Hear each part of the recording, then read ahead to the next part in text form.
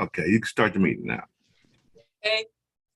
Good morning. Today is Thursday, June 9th, 2022 at about 10:09 a.m. This is the meeting of the Streets, Traffic and Refuse Committee meeting, and it is called to order. Madam Clerk, would you please call the roll? Alderman Vaccaro, Present. Alderwoman Boyd, Present. Present. Alderman Bosley, Alderwoman Schweitzer, Present. Alderwoman Peel, Present. Chairwoman Tyus. Present. At present, you have quorum. Alderwoman Peel, did I not get something from you this morning saying you weren't going to be here? I said I could be partially here. Oh, okay. I'm like, okay, this is a twin here. Yeah. Okay, anyway, so this is the beginning of a refuse investigation.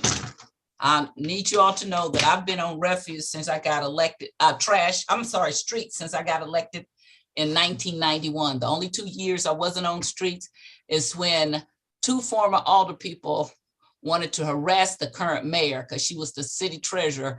And so I was taken off of streets because they did not want me to correct the inaccurate things they were saying. So we got into a lot of fights on the floor because our mayor was then the treasurer and they did some really unfair things to her. And I was one of her biggest supporters to take up for her. Equally, when you don't do right, I'm one of your biggest critics. I've been around for a long time. I've watched the trash service. This is the worst I've seen the trash service ever in all the 31 years I've been involved with the city of St. Louis. I'm really disappointed in it. Every single day, I am now getting, for the last couple of weeks now, didn't pick up my trash, skipped my trash. I've been getting it all along. And I want to say again, Randy, if anything you ask Randy to do, he does it.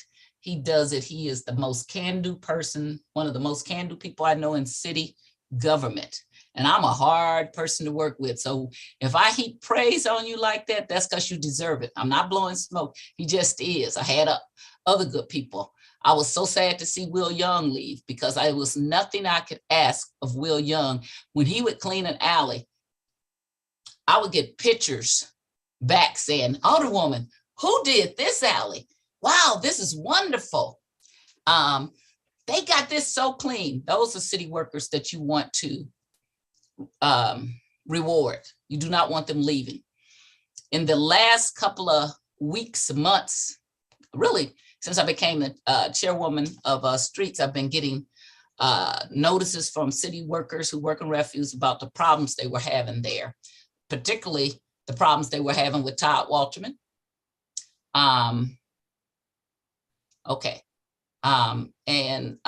Particularly also with you, Director Williams, and the unfairness that they felt that was going on in city refuse.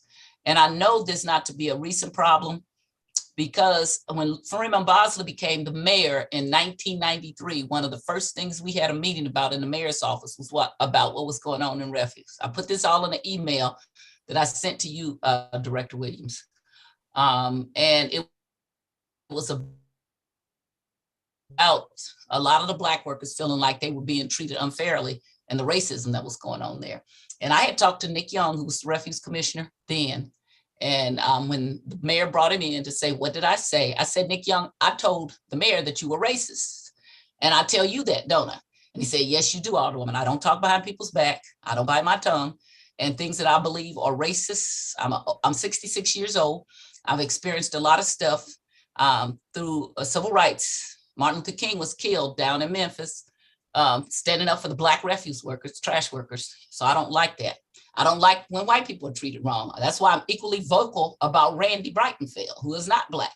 I'm equally vocal because I think he's been treated wrong. So I don't like that. I like for people to be treated fairly in our city government and that people like to work for our government and we're proud of our government and that we do the very best, fairest job that we can. I don't like laws broken. I don't like irresponsible leadership that says, oh, I can pick up once over in this part of the town and twice in this up part of the town, Because if you do that, you better get a legal opinion, and then you better look up something called the Hancock Amendment, so you will know you can't do that. I had to just get really quiet, Ms. Williams, because I'm very irritated with the things that I read that you said in the paper, because I know you're probably almost young enough to be my child. I don't throw racism around for no reason, okay? And when you say things like, and I'm hoping that you're misquoted, oh, it ain't about racism, it's about bulk and pickup. That shows me how really you do not understand how badly North St. Louis has been treated in trash pickup over the last 30 years. And that's called systemic racism, okay? And your generation sometimes wants to say, we started the world today. The world didn't start today. The things that occur have gone on for years and years and years, and nobody's making this up. So I don't throw that out. You might say, I don't know about the racism, but that doesn't mean it doesn't exist, okay? I don't know about the unfairness, but that doesn't mean it doesn't exist. It just means you don't know about it. And I want to tell you right now that if you have implemented a pickup twice in other parts of the city and a pickup once in North St. Louis, you better be prepared to take on a person who's taken on 5 other mayors and a whole bunch of other people. And I'm still standing. Went through a racist gerrymandering redistricting. I want you to know all you're going to be doing with your life is fighting me, because you are not going to pick up once in North St. Louis dumpsters and twice in the rest of the city. And I don't care what kind of things you come up with. Here's the thing. I pay $14 a month. When I left, when I was racially gerrymandered, we didn't pay anything. But while I was gone, we went to $11 in 12, the city, I think it was. And then when I came back in 2017, when Lyda Cruzan became the mayor, we went to $14. I made a substantial speech on the floor board of aldermen about how I don't want us to pay extra money because North St. Louis was not getting their trash picked up in the first place. And that these alleys are filthy and horrible, not because we're filthy, horrible people, but because the city has been doing something that's just awful. They drive through, they pick up, they had a system where they encouraged people to finish early and then you could leave early. So that made people go through certain alleys that they could get away with it. They don't do my alley. And when I tell you this, they don't do Maffett Place alley because they know we do not stand for it. Even when I was off the board of aldermen, the trash people would say, oh, you better go through Alderwoman Tyus's alley because they don't stand for it. But a lot of people don't know how to fight back for themselves. They don't know how to access city services. They get so used to being treated wrongly and unfairly that they try to grit their teeth and grin and bear it. That's what I'm here for, because I do know how to fight back. And I know how to raise a whole bunch of hell. And actually, I had already scheduled until all this stuff happened at the Board of Aldermen to take the news media through all of North St. Louis alleys to show how ignorant somebody would be to say some stuff about it ain't about race and it's just about tonnage. Because the easiest way not to have the equal amount of tonnage picked up, if you just don't pick up certain alleys, you don't pick them up, or you pick them up every other dumpster, every other 5 dumpsters. And that will get you a low amount of tonnage. But you drive through the alleys, the dumpsters are overflowing. This morning when I got up, 7 or 8 emails in my Penrose neighborhood, another 5 or 6 in my Mark Twain neighborhood, trash not picked up. I'm just irritated beyond all. I'm irritated. I'm so irritated, I almost don't know how to conduct this meeting, because you have a job. I want you to know, Ms. Williams, because I raised hell with the mayor's office about there not being any Black people ever in the 30 years that I've been associated that's been in charge of anything over there. They had one female, Deanna Vinegar. I said this to Jamie and the group that showed up before you got here. And I said to them on Zoom, I have a problem when I see all white males show up in 2021. I have a problem with that. So I have made people hire Black people on the spot, because when I start asking them, do they believe in inclusion? When I was on streets for people that's come before us, the Black guy came back and said, Alderwoman, they hired me. I've been trying to get this job forever. And they hired me because they said this Black woman is raising hell. I do. I raise hell because Black people be included. But I didn't raise them raise hell for people to come and then do the same thing that white people were doing. Because I don't need no black people doing the same thing white people are doing or trying to justify anything. Unless you drive through my alleys and they are pitch clean, like my alley. If you drive through Manfred Place, that alley's clean. If the rest of the alleys in North St. Louis are not clean and all the trash is picked up, don't you go about telling people what it ain't. You go about telling people why you haven't been able to do your job to get it done the right way. I'll take care of the politics. You take care of picking up the trash, and you're not doing it. And I don't have to be the only one to say it. Alderwoman Boyd will tell you, all the black aldermen will tell you, I just talked to Alderman Todd, will tell you how horrible our alleys look. And it's not just happened under you. It's been happening. And it's been happening because they don't have a system that is correct. And as I said, I know how you make them do it. If you got people that will complain, I live in a black middle class community, and my people will complain. So they tend to get their alleys, but there are other parts of my community that are poor that don't know how to. And they don't get to tend to get their alleys clean. Now, if I call Randy, he'll go out there and do his damnedest to get it done. That's why nobody could ever say anything bad to me about Randy Brightenfield, because then they will have a fight. Okay, but you coming in here new, if you think you're going to change the system any kind of way except for the pick up twice, then I'm going to the state. There's a guy named Attorney General, and I'm going to report you and the mayor and say you're, and the director of operations, and talk about you violating the Hancock Amendment. You cannot raise rates and say it's not a tax unless you're providing a service. And you cannot provide a service that is different in one part of town than the other and try to make it okay. It is not okay. I want you to understand that. And if you thought you were being smart to get out in front of me and try to explain, you can't do that because you haven't been around long enough to get out in front of me. What I tell young Black kids, young folks, when you come around, come and ask people like me so we can show you. Don't make me have to fight you, because I will. If you mess with my community, you will have a fight that you will not believe. And when you don't pick up trash in my community, that's a fight. And let me tell you, if you don't pick up trash in white people's community, you will also have a fight with me, because your job is to make sure as the director of streets that we get the services that we need in all parts of the city. And if you got some crazy people working there, which Todd Walterman has no business being there, this whole thing of putting him there, I'm putting it out in the air, is because they said, oh, we got this law that says that if you worked in the mayor's office and you get put out of, which he was, that you go back to your job. The fact of it is, Todd Walterman was not the refuse commissioner. Nick Young was. Jamie Wilson knows this. Nick Young was. So there's no reason for Todd Walterman to be there, Jamie and Richard Franks, is that something went on that had no business being going on. And I'm looking into it and I'm going to undo it. I've been trying to give you all a hint. This is a man that held me hostage in my own office with Christina Ingracia, and everybody saw it. And Mayor Francis Slay and Lyda Cruzen covered up for it. Only Louis Reed did anything about it. We had to change our whole security because of Todd Walterman. He should have been fired then. That is a violation of city rules, that you hold aldermen hostage in their offices and won't let them go. Those are violations of city civil service rules. He should have been fired. I've heard him call white people horrible names in the paper. If you pull, I've watched the horrible things that he's done. He's a horrible person, has no business working for our city. And he surely is not doing a good job as the refuse commissioner. And I'm on record. And Todd, come try to hold me up. Come trying to hold me in my office again and see what happens to you.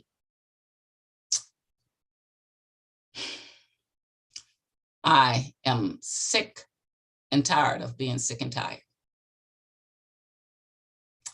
And I want my trash picked up in a responsible manner. And I want it picked up all over the city in a responsible manner. And I'll do everything I can to help you do that. We met with yesterday in public safety. We got to talk to the acting personnel director. We talked about paying people more money, paying for the commercial driver's license, giving them bonuses, but making them responsible that if they leave early, that we would get paid back. But we cannot have a city that is not picking up trash. And we cannot have a city that feels it's okay as long as it's in another part of the town.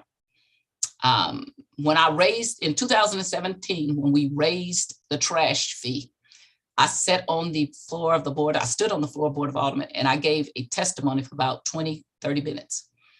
And nobody wrote anything about it. But I also, a few weeks later, found out illegally that the refuse department, which is racist, was taking and letting the senior refuse truck drivers pick their own routes, which they were picking other parts of North St. Louis, and then putting the new trucks that we had bought down to take them with them, so that all or most of the new trucks were going to other parts of the city besides North St. Louis.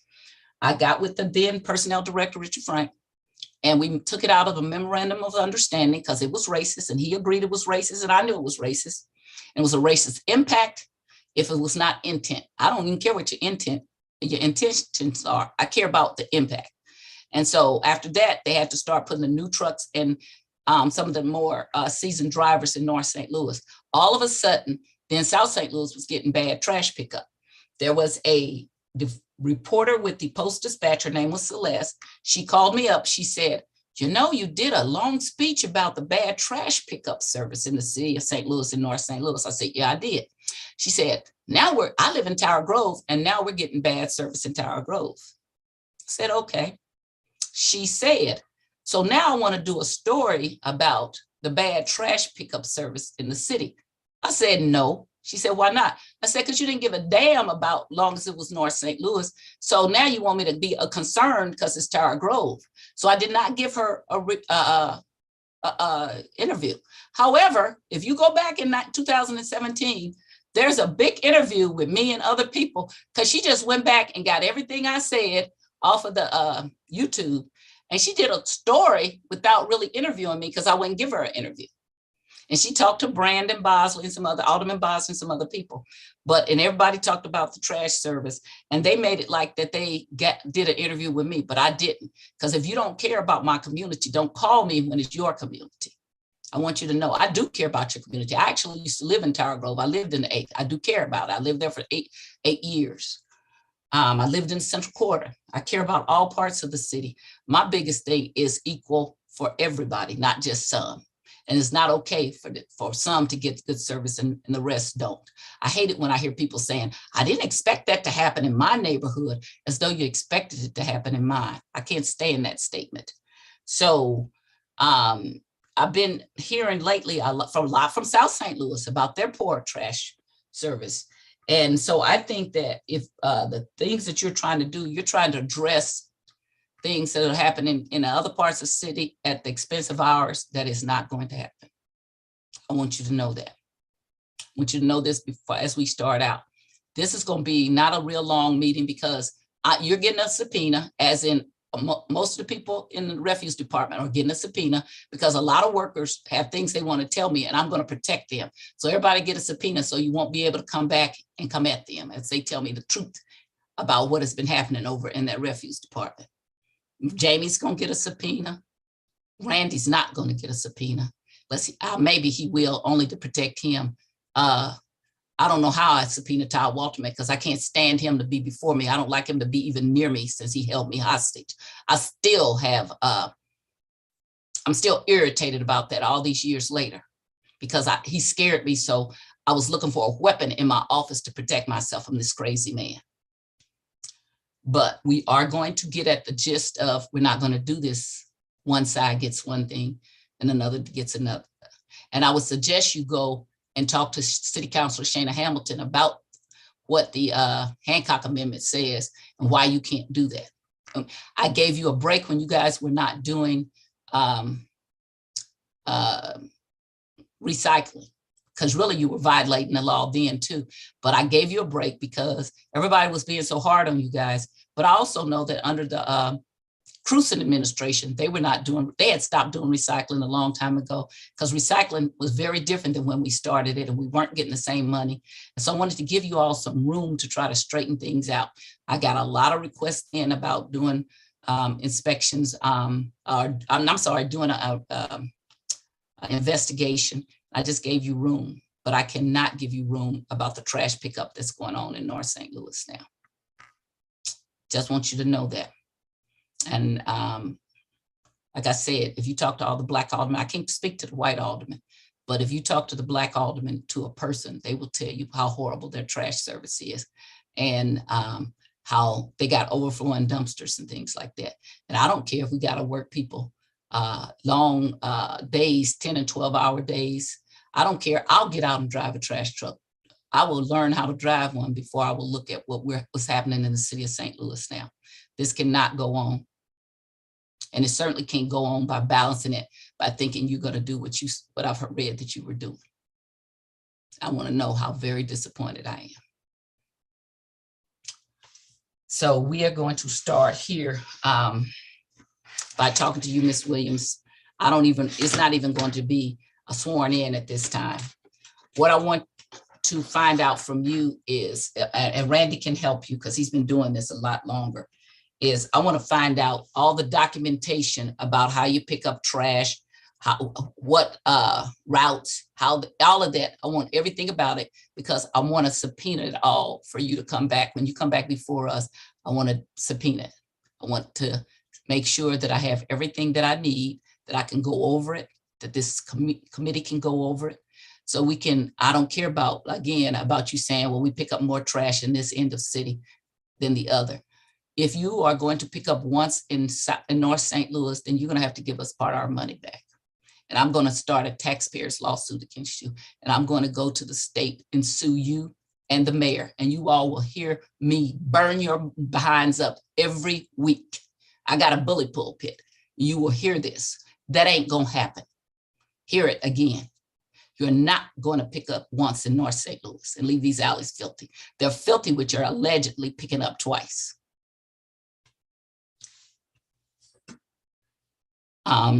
Director Williams, if you could explain to me how many routes we have in the city of St. Louis, how many trash routes we have in the city of St. Louis, how they are broken up. Are they broken up by regions or what?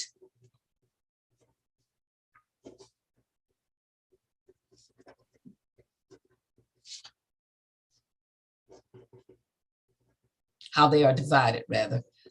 I have never understood, I know we have trash truck drivers, but I've never understood how we have these supervisors that are supposed to drive through the alleys, and then there's still trash there. If a supervisor is supposed to drive through the alleys and they see these big, large piles of trash, either because people have illegally dumped or sometimes the dumpsters are broken, or they have holes in them, or they turned over. How do they stay there weeks and weeks on end? And if they turn them in, why we don't come and pick them up? So I want you to explain to me so that I can understand, because all these 31 years, somehow I don't understand unfair trash pickup. So I'm going to need you to explain it to me, every bit of it, and what it takes and what kind of documentation you have. So, and Randy needs to help you do that. That'll be fine. But I want to hear your testimony and Randy's testimony of what is going on with trash, that I am literally at my wit's end about it. And Director Williams, you can start. Okay, so I want to start with, you asked 3 questions: the number of routes we have, how they're divided up, and you talked about supervisors that are monitoring the routes. If I've missed something, please let me know. That's it. Okay, so the number of routes we have, currently we have roughly 105 routes that are broken up by days of the week. The current system, it's like 45 routes on Mondays and Tuesdays, and then they repeat them on Thursdays and Fridays. I'm sorry, slow down here. Broken up by days of the weeks, and it's Monday and what? So currently you have trash pickup that is on Monday and Friday, or no, excuse me, Monday and Wednesday and Tuesday and Friday. Right. And then you have. And that's for dumpsters, right? That's for both. Randy, I feel like that's for both, right? Yeah, so our alley dumpsters are picked up either Monday and Thursday or Tuesday and Friday.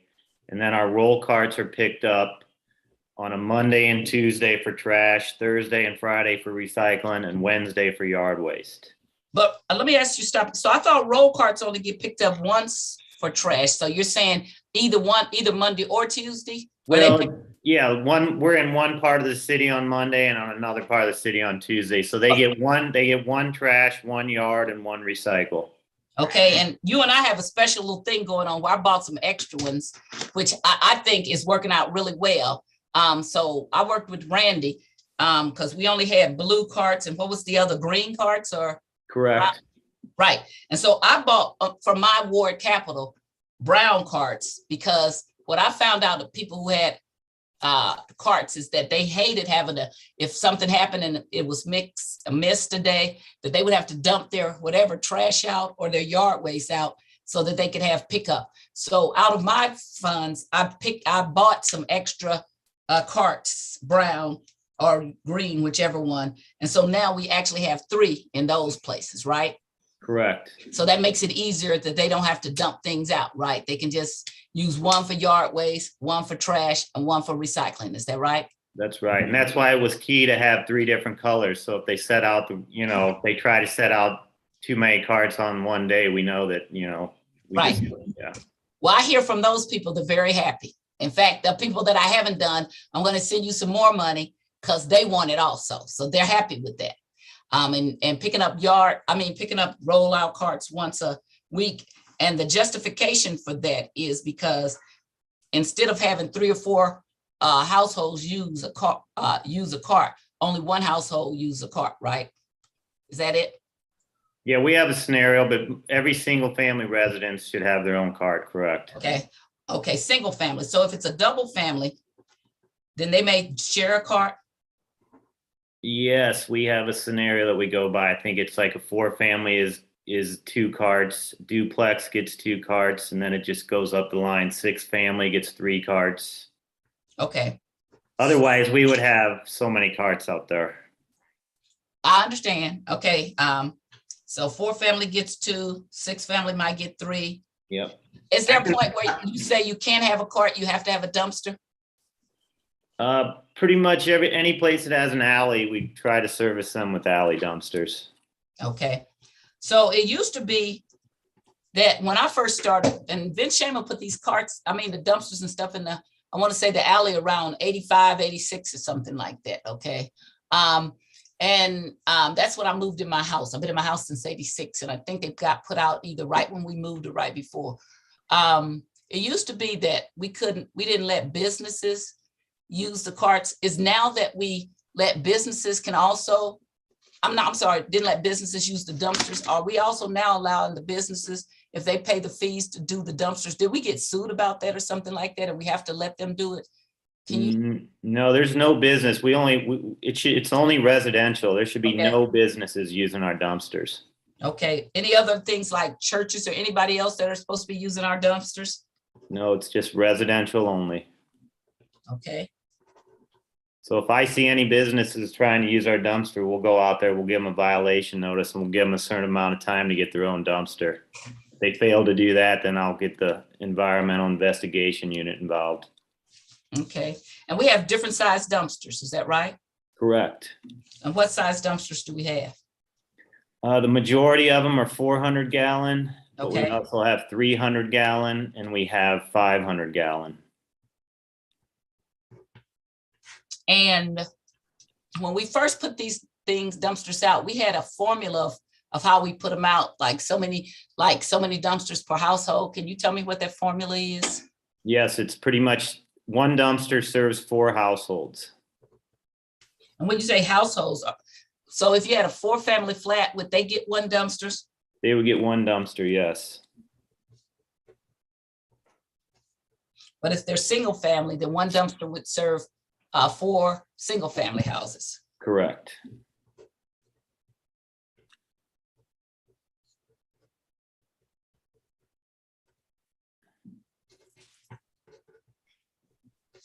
Okay.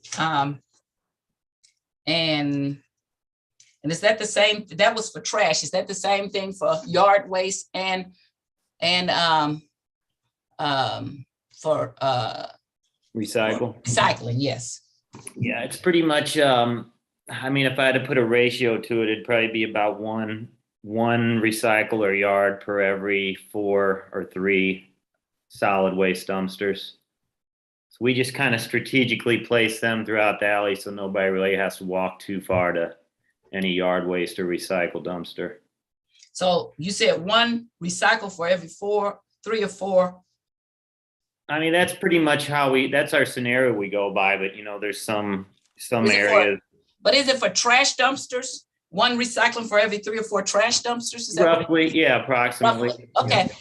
Now what about yard waste? Is that the same thing? Yes.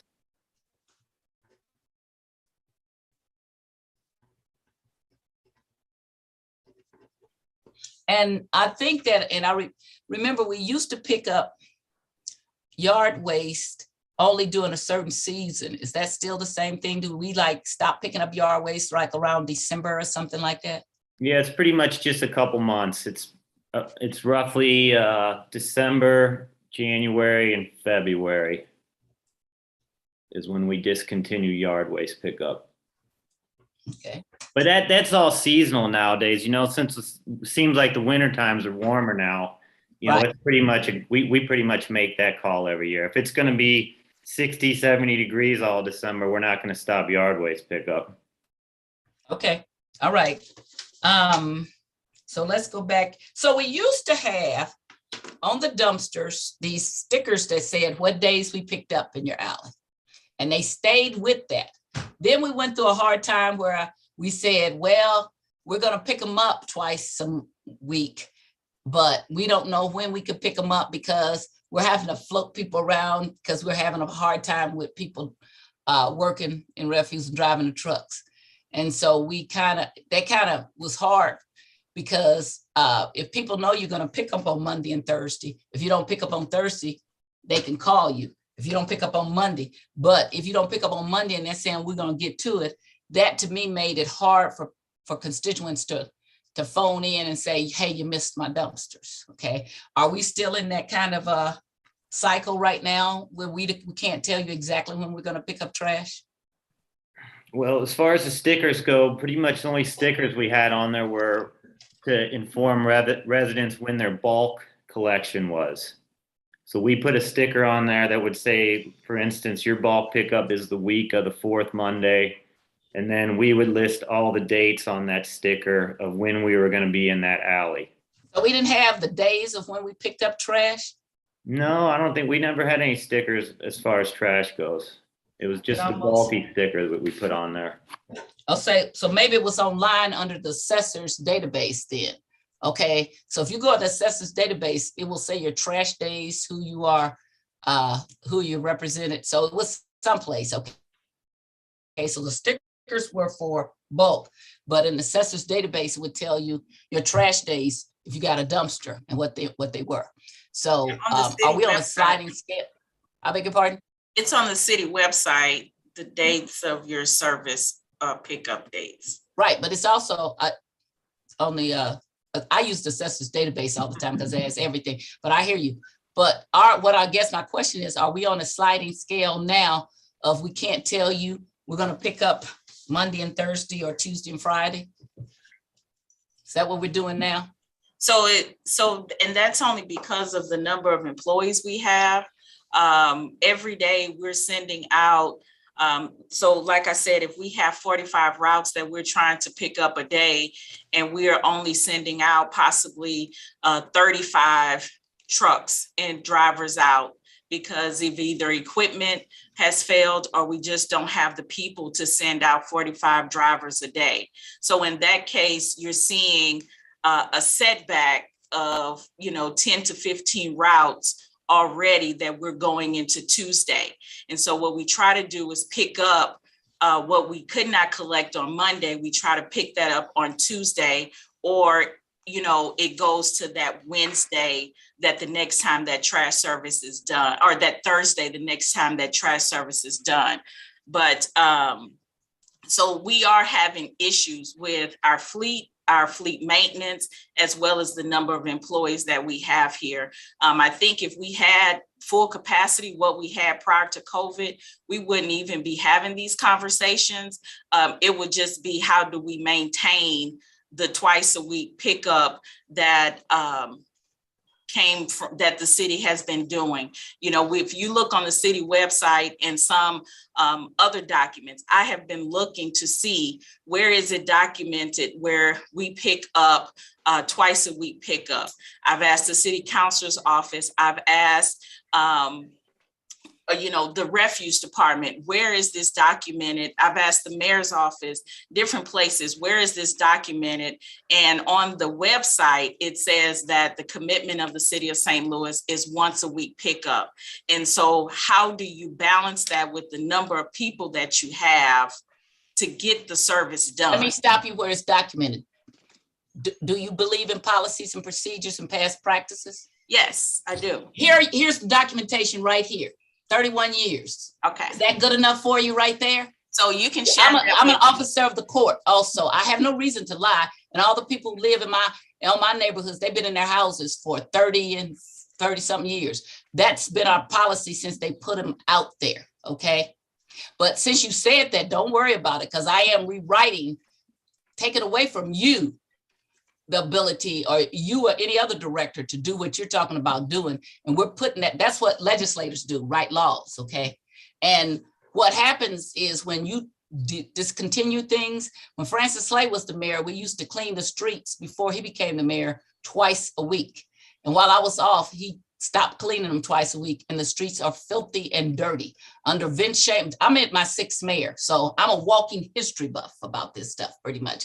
I won't always remember exactly, but I can tell you we picked up trash, and Randy can tell you we picked them up twice a week, okay?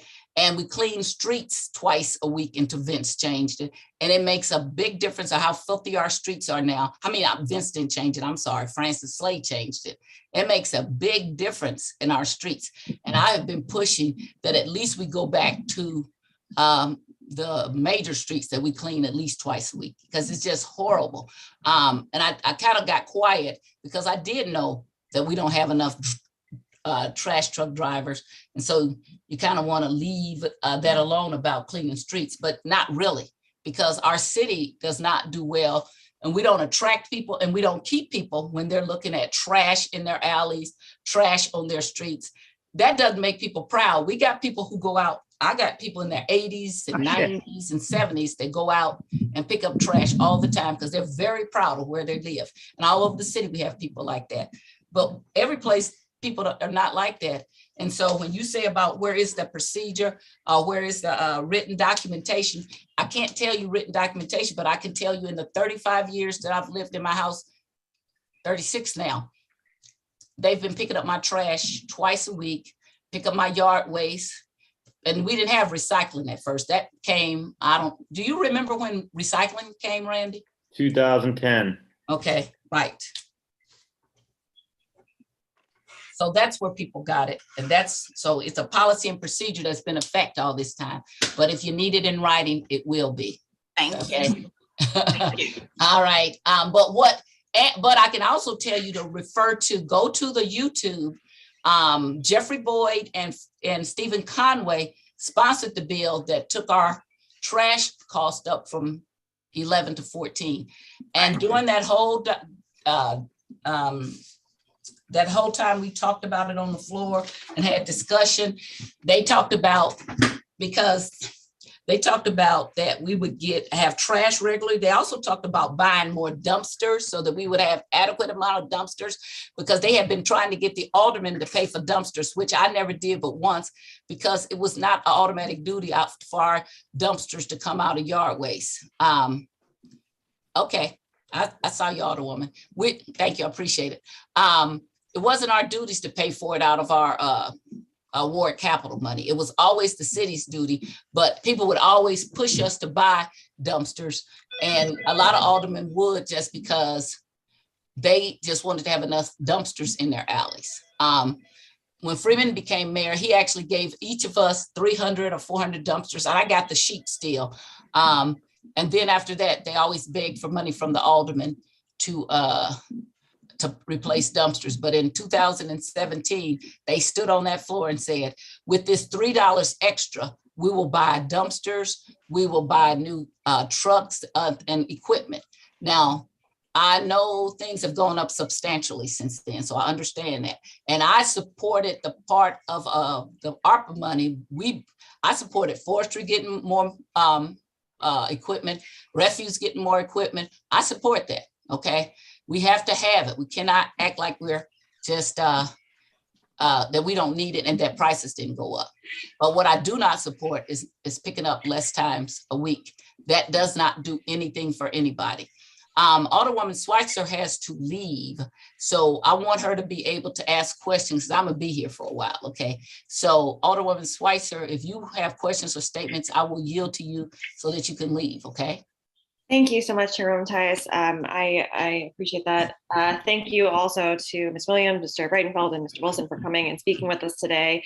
I have had great interactions with all of you, and you've always, I think, to the best of your ability, tried to answer my questions and whatever was needed in the 13th ward. So I really appreciate that you coming and talking regarding pickup. It seems to me that the kind of constant refrain is just not enough drivers and occasionally faulty equipment.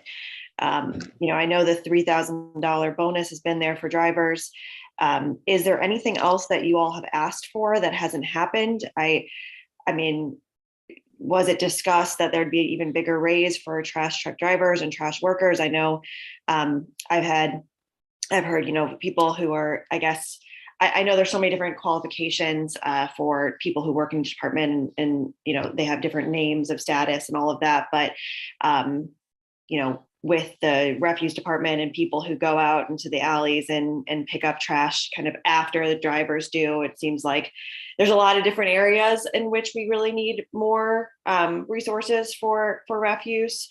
So I'd love to hear your opinion on anything that we may be overlooking in terms of staff pay or retention incentives or anything that you maybe have asked for and it hasn't happened. I just appreciate any of that kind of intel.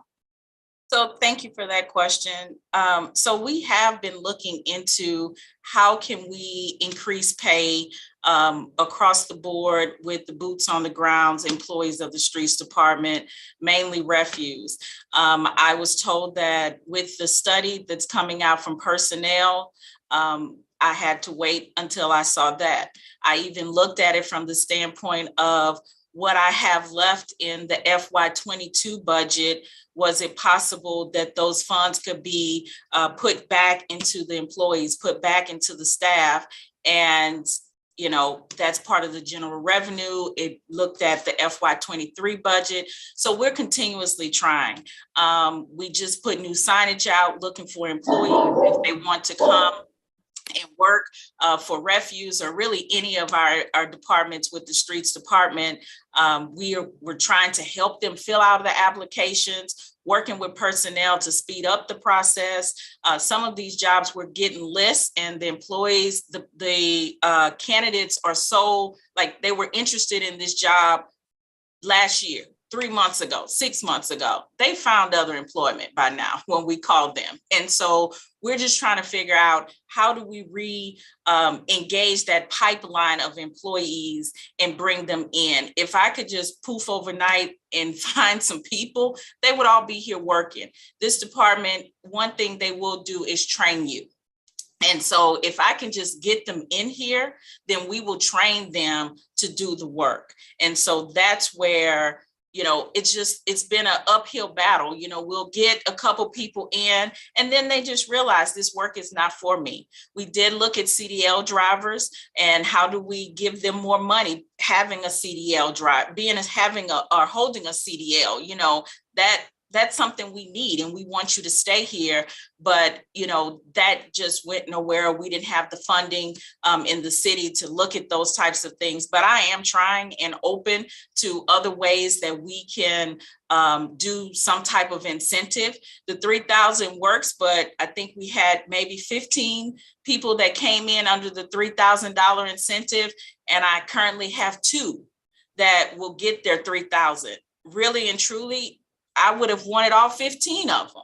But for some reason or other, if they didn't work out, some of them came one day and never returned again, so it's different things like that I'm just trying to figure out how do we do that and keep employees here once they get here.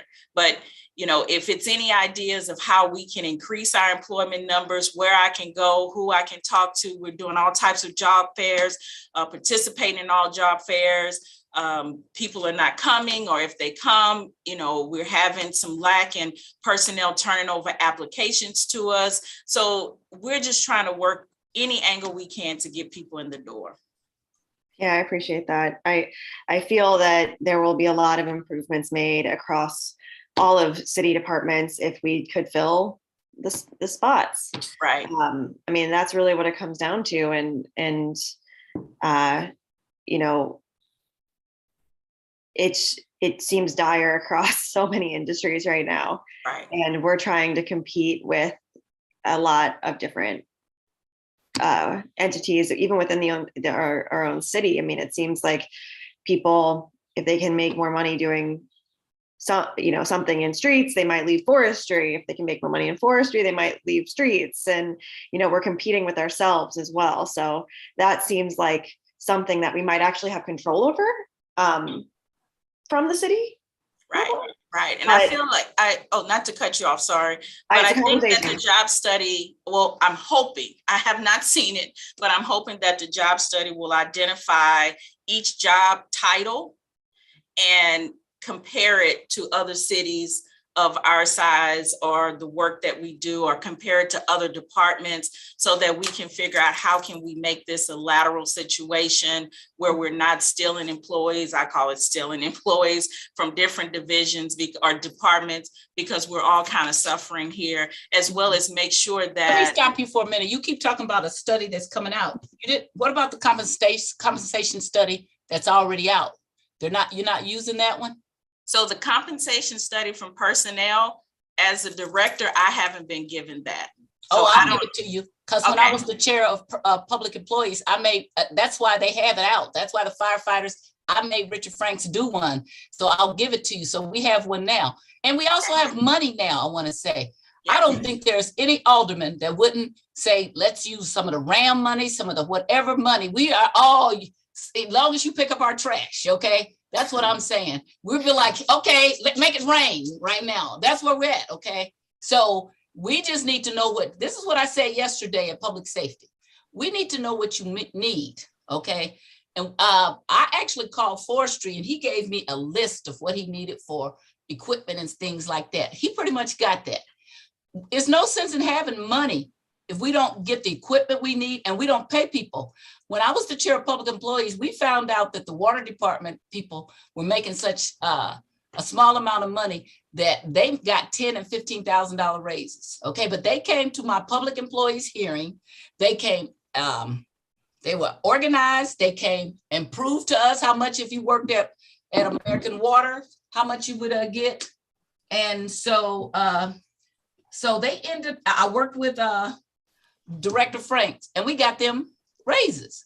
So it's not just, I know you talk to the mayor's office, but also this is what our committee is for. Talk to the committee members, talk to me. I will fight with everything I have.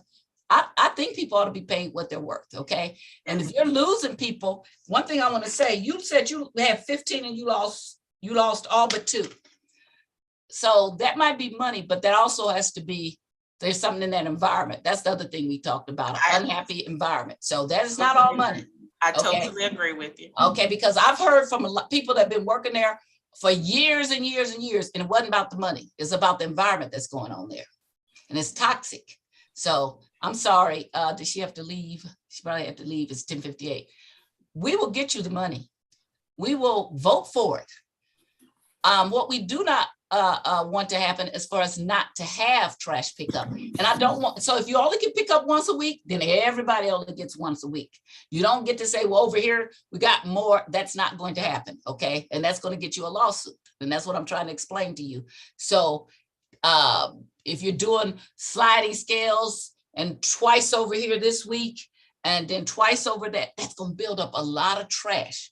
Right now, I just went through the alleys. It's awful. Alderwoman Boyd, are you on this call? Yes, ma'am. Am I saying your experience?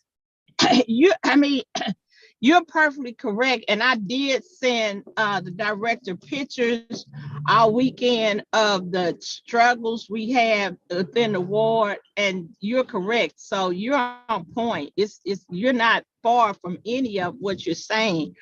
And I just think that, and I'm gonna ask director, just like I asked yesterday, the personnel, are you all having group sessions to hear the employees? Because I'm just tired of people at the top speaking for our employees. So we have, hello? Go ahead, she can hear you. Oh, okay. I hear an echo. That's why I paused. But so I have an open door policy here at the Streets Department. Any employee can come to my office at any given time and speak to me about an issue that they're having. If I don't know about the issue, I can't address the issue or look into the issue. I have at this point said that, yes, we have to start having staff meetings. I feel like years ago, I don't know how long, they tell me that we used to have staff meetings where people can talk and people could share different ideas. But the current culture that prior to my starting on October the 4th,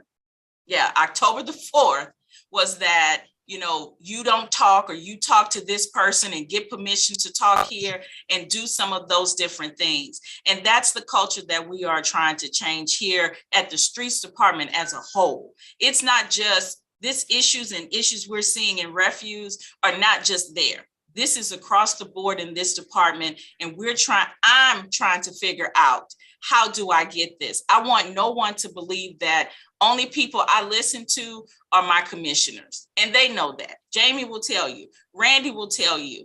At any given time, an employee can come in here and share their experiences, what they're going through. But if they don't come, I don't know.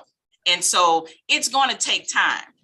And that's my only thing. I just ask that everyone gives us time to figure out how can we make some of these changes. This is culture that has been ingrained in the Streets Department for years. And it is important to me that we look at how do we change this. Not only that, we have some dedicated workers here. They are dedicated. They want to get out and do the service of the city of St. Louis and provide the work that's here. And so I just want to make sure that they're treated fairly. I am looking at salaries. I pulled the list. I had a list pulled of everyone's salary and how long they've been here. And just looking at how employees were skipped over or how things were moved around. Those are all things that I'm looking into, but it takes time to do that.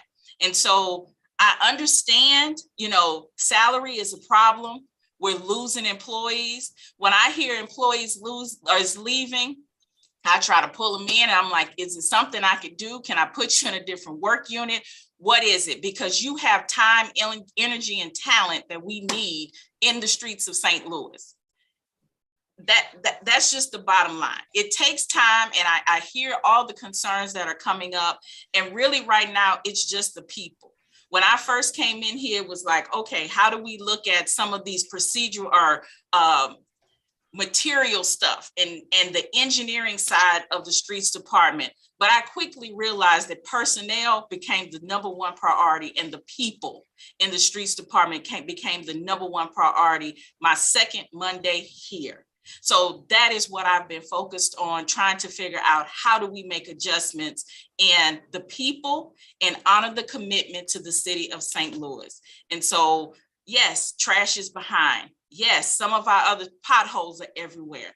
We are working. We're down to one crew in some places. We're doing different initiatives where we take all of the teams and they do one duty, one task force for a whole week, just to try to catch up in some of the things that we're backlogged, as well as holding the leadership accountable for the decisions that they're making. So it may sound like words, but I can guarantee you with time, you will see changes in the Streets Department. Dr. Director Williams, until I heard there was going to be a difference in pickup, I gave you all wide leeway. Okay. If you saw how many emails that's like, Sharon Tyus, why are you being so quiet? I'm not known in this city as a quiet person. I've given you all a lot of leeway. I will say about the toxic culture, because I was irritated for you. And I want to, Jamie's here, I'm glad he is. They hired somebody to lobby the Board of Aldermen right before you came, even though they knew you were on your way. I think that's an insult to you. I'm really disappointed in you, Jamie, and whoever else did it, okay? Because you should have waited for her to get here and hire her own person. So that irritated me, okay? Because again, when all white men have been in charge of something for so long, they don't see it's all white men. They just think, oh, this is great, okay? And so they don't understand racism and sexism a lot of time. I felt sorry for Deanna Vinegar when she was here, and she got beated out of here and went to the county. So it's just not racism, it's sexism. And so for them to hire your person to lobby the board, he can't never lobby me for nothing. And that's what I'm gonna tell you. Whatever he wants, if he comes to me, it's a no, because you didn't let her hire her own person. And I found that insulting for her, okay? And I've said that to Nancy and other people. How does that happen? She was within a few weeks of being there, and there was no rush except for you put your own person and you thought that was all right. And that was not all right. Let's go back to how the 105 routes are divided. So how are they divided? So currently, what you're seeing now across the city of St. Louis is we have hired a GIS specialist that collects the data on a daily basis, weekly basis, monthly basis. And so my overall goal was, one, the mayor said she wanted recycle and restarted. And two, how do we pick up the trash in the city of St. Louis? That with the number of people that we have. If it's a day that we never get back to full capacity, what do we do? So the only way that you can figure out with the number of people we have and the work that we have to do, you have to figure out how can you make some changes. It would not have been right if I would have just said, or we would have said, okay, everybody north of this, you get once a week pickup, and everybody south of this, you get twice a week, or vice versa. That would not have been fair at all. So we tried to look at it from a point of tons of trash in the alleys. And we do know that you have holidays. We know that you have people that are moving out of condos, or students moving in and out. People are moving. We know all of those things. And so we took all of that into consideration. And I want to make perfectly clear that what we're doing, this is only a trial to see how can we work this out. Let me stop you again. Your trial is illegal under the Hancock Amendment. So stop it. I don't care what the mayor says. And I'll tell Tashara Jones, I don't care what she says. If it's got to be recycling, I know a lot of people made noise about recycling, but trash is more important than recycling. And me and the mayor will have this conversation when I get off the phone. Okay. I helped her get elected. She didn't help me get elected. I've been elected for a long time, and she doesn't understand. She's never been an alder person. She never sat in the seat that I've sat in. If it's got to be one thing you don't pick up, recycling is it, not trash. And I'm a recycler. So before we had these big blue bins, we had the little bitty bins that were blue. I paid the $30 or whatever, $45, because I am that person. Even when I knew you weren't recycling, I rinse my stuff out and still put it in there. My husband says, well, you know, they're not doing it. I still do it because I want us to have another earth. I don't want to leave this earth and the next generation doesn't have it. But in the meantime, the mayor is listening to political pressure. The pressure is to pick up the trash, because I want to tell you, she will be another one-term Black mayor. I've been through 6 mayors. She's the 6th. 2 of them have been one-term Black mayors. If she continues with this trash thing that she doesn't understand, but I do, then she will not be but one term. She can talk about all the stuff's going on at the Board of Aldermen and how there's going to be more, because it ain't going to be Sharon Tyus, because I write my own check. So I don't raise money.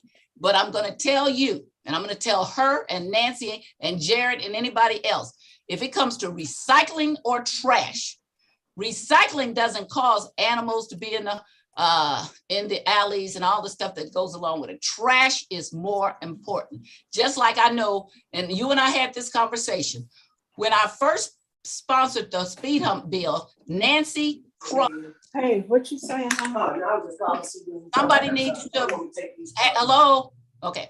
When I first sponsored the speed hump bill, Nancy Cross and some of these aldermen who think they know everything was like, oh, the mayor should veto it because we don't have a citywide study. And then I talked to you because a citywide study doesn't have anything to do with the little speed humps we have on little residential streets. The citywide study is the traffic pattern that happens when you close streets and everything else. So now one of the things I hear the mayor's office bragging about is how the speed humps have helped because they didn't know what they were talking about. So I'm saying the mayor, Nancy Cross, who is the director of operations, and anybody else who tells you that recycling is more important than picking up the trash is wrong, okay? And I'm not saying it behind her back. I'll say it to her face and I'll put it in writing, and anything else, that's just wrong, because that makes for a lot of other problems. Recycling we didn't always have. And if we have to go back there, I know all the people in South St. Louis, I got all those emails, oh, but you were picking the trash up. And so I was quiet because that is a priority. Everybody's trash up first. Pick up the yard waste. Recycling runs third. We don't get the same money that we used to get. When we first started recycling, we made a lot more money off of it, okay? And so people don't understand this. And like I said before, I didn't open my mouth. I don't care who pressured me against you guys, because I knew you were making the right thing, right decision. But the decision to do recycling before trash is a poor one. And if it came from the mayor, it's still a poor one. And she doesn't understand because she's never been an alderperson. And I've been one for 20 something years, okay? So I will be having this conversation with her. So you can say, Alderwoman Tice, did you hear her? She knows me and she knows I'm serious about this, okay? Pick up the trash first. So I will say at no given time did we or the mayor's office or anyone else say, stop picking up trash to start recycling. That was never the case or the conversation. Wait a minute, you said you were doing the GIS special collection data because the mayor wanted recycling. That's the first thing you said. So the mayor gave us a challenge to restart recycling. In the process of that, we had to figure out how do we balance all of this work that we have with the number of people that we have. Okay. And even before recycling came into the picture, how do we collect all of the trash? But when you add recycling, what my point to you is, I understand if you're adding recycling and you weren't doing it, that takes away from something else. And that's taken away from picking up trash, okay? Right. And so it is a concern, and it's one that I'm having with you. And I'm going to go over and have it right with her and say, are you out of your mind? Do you want to be a one term? This is not going to be a nice conversation. This is going to be, you ask anybody, do you rather have your trash picked up or recycling? 99.9 are going to say trash. And so if you're then trying to pick up recycling to address what the mayor says, she's capitulating to political pressure. That is not a good idea, okay? And what I'm telling you is that it's a health concern. And you go into these alleys in North St. Louis, and we will not continue to let people say, oh, that's what the Black people over there want. And the reason why it's race is because Black people live in North St. Louis. I'm one of the few people that have lived all over the city. I'm not even from here. But when I moved here, I lived in the Central Quarter, right around the corner from the former mayor. I lived in the 1500 block of Waterman in Central West End. I lived 8 years in the 8th Ward in Tower Grove. Okay. And then I've been in North St. Louis since 86. I'm not from here. I'm a big advocate of North St. Louis, but I'm not from here. So, but in every place I live, the people wanted the same thing. Nobody's going to say, if you said we don't have enough people, they can whine all they want to, but I got to pick up the trash first for everybody. Then I can get to yard waste, and then I can get to recycling. And then that's something they're going to have to hear. But if you say, we're going to try to balance this because we're going to start recycling, but you don't have enough drivers, then you are taking away from something that we need, and that is trash pickup. And I cannot today. So now I'm sending out this morning. I got a letter that says, I have tried to help you as much as I can. I send them the charter that says that the mayor is responsible for all city services, and that, you know, all these years that you've had good city services, it's because I tried as hard as I could. But the mayor and her director of streets are not listening, and so they're not picking up our trash. So it's nothing I can do. Please call Tashar Jones at 622-3201. And I also gave your information because they're not listening to me. Because if you listen to me, pick up trash first, okay? And the rest of it, I'll have to come and I'll take anybody can call me and say, Sharon Tice, why are you saying not recycling? And I'll say, because the trash needs to be picked up. So I'm now openly telling them to call the mayor.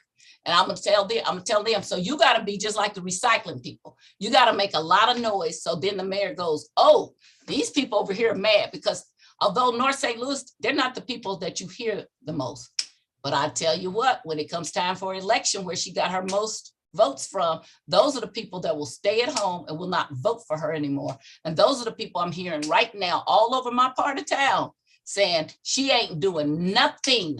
Okay, so this trash thing is how you get out of office. There's a lady named Jane Burns that became the first female mayor of Chicago, and she did it about getting snow picked up. It's the same thing about trash. We already have a tricky situation in this city about race relations and about who gets what service. And the people are not wrong. We have something called the Team 4 plan, which I'm going to send to you. And it says, how do you let North St. Louis dry up? You take away all their city services. One of the specific things they talk about in the Team 4 plan is not picking up trash. I am the recipient of my ward was so clean and middle class that Francis Slay and group decided they would tear up the real 20th ward because we didn't lose population. We were building things. That's all in the Team 4 plan, how to destroy Black communities. And that is a real concern. So that's what people see in my community. And I'm being very honest with you about what's happening. So if you're doing recycling and you're picking up trash less often, that's not a good trade-off. And that's what I'm saying to you. And you may think, oh, we're just trying to take the mayor's concern. And I'm telling you, and I don't care what the mayor is saying, that's not the valid concern. And I don't think that if you ask each alderman on this panel or all the people that's not on this panel, if you gotta have me pick up all the trash and then I'll get to the recycling, they will all tell you, pick up all the trash first, okay? Unless they're getting it picked up in their community. Now, I'm raising the hell, but the truth is, in the alley behind 4968 Maffett Place, they come and take care of me because they know where I live. And so they pick my trash up. But it's not okay to pick up my trash and not to pick up the rest of the people's trash in my community. And it's not okay to pick up Alderwoman Boyd's trash, but not the rest in her community, because we represent our whole entire communities, okay? And so we cannot have this. And you don't know this, but Randy knows this. We have alleys where LRA owns properties. They haven't cleaned out the backyards or picked up, cut the trash, or cut the branches and trees and stuff for 5 and 6 years. So there are these big alleys that's got all this stuff in them, and then people put trash on top of that. And so Black people didn't sign up for that. They're not doing that. That's the city doing that. And everybody thinks that's okay. And Todd Waltman, who used to be the director of operations, came up with this stupid idea of not cutting the lots and the property in North St. Louis, but every 6 to 8 to 12 weeks. And so you have this tall grass that's up to here, which is illegal, because our city law said you can't have the grass any taller than 6 or 7 inches. But he came up with that because most of the LRA property is in North St. Louis, so it didn't bother him. He was okay with that, and so was Francis Slay. So when I talk about systemic racism, I'm talking about people who made policy decisions who knew damn well better than him and did them anyway because they didn't affect where they live. Now, the mayor does not understand this, and I'll say again, because she's never been an alderman, but I have been. And you cannot do that. We didn't always have to do recycling. And I don't care about recycling as opposed to picking up trash.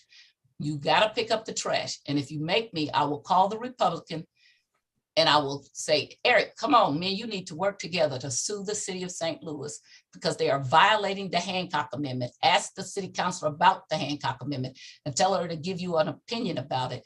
And it says that it happened back in the I can't even remember what years, but it basically said that you could not have taxes without having an election. And the only way you could raise things is that you had to be given a service. So so it was decided that we were given a service by picking up trash, but you can't give partial service to one.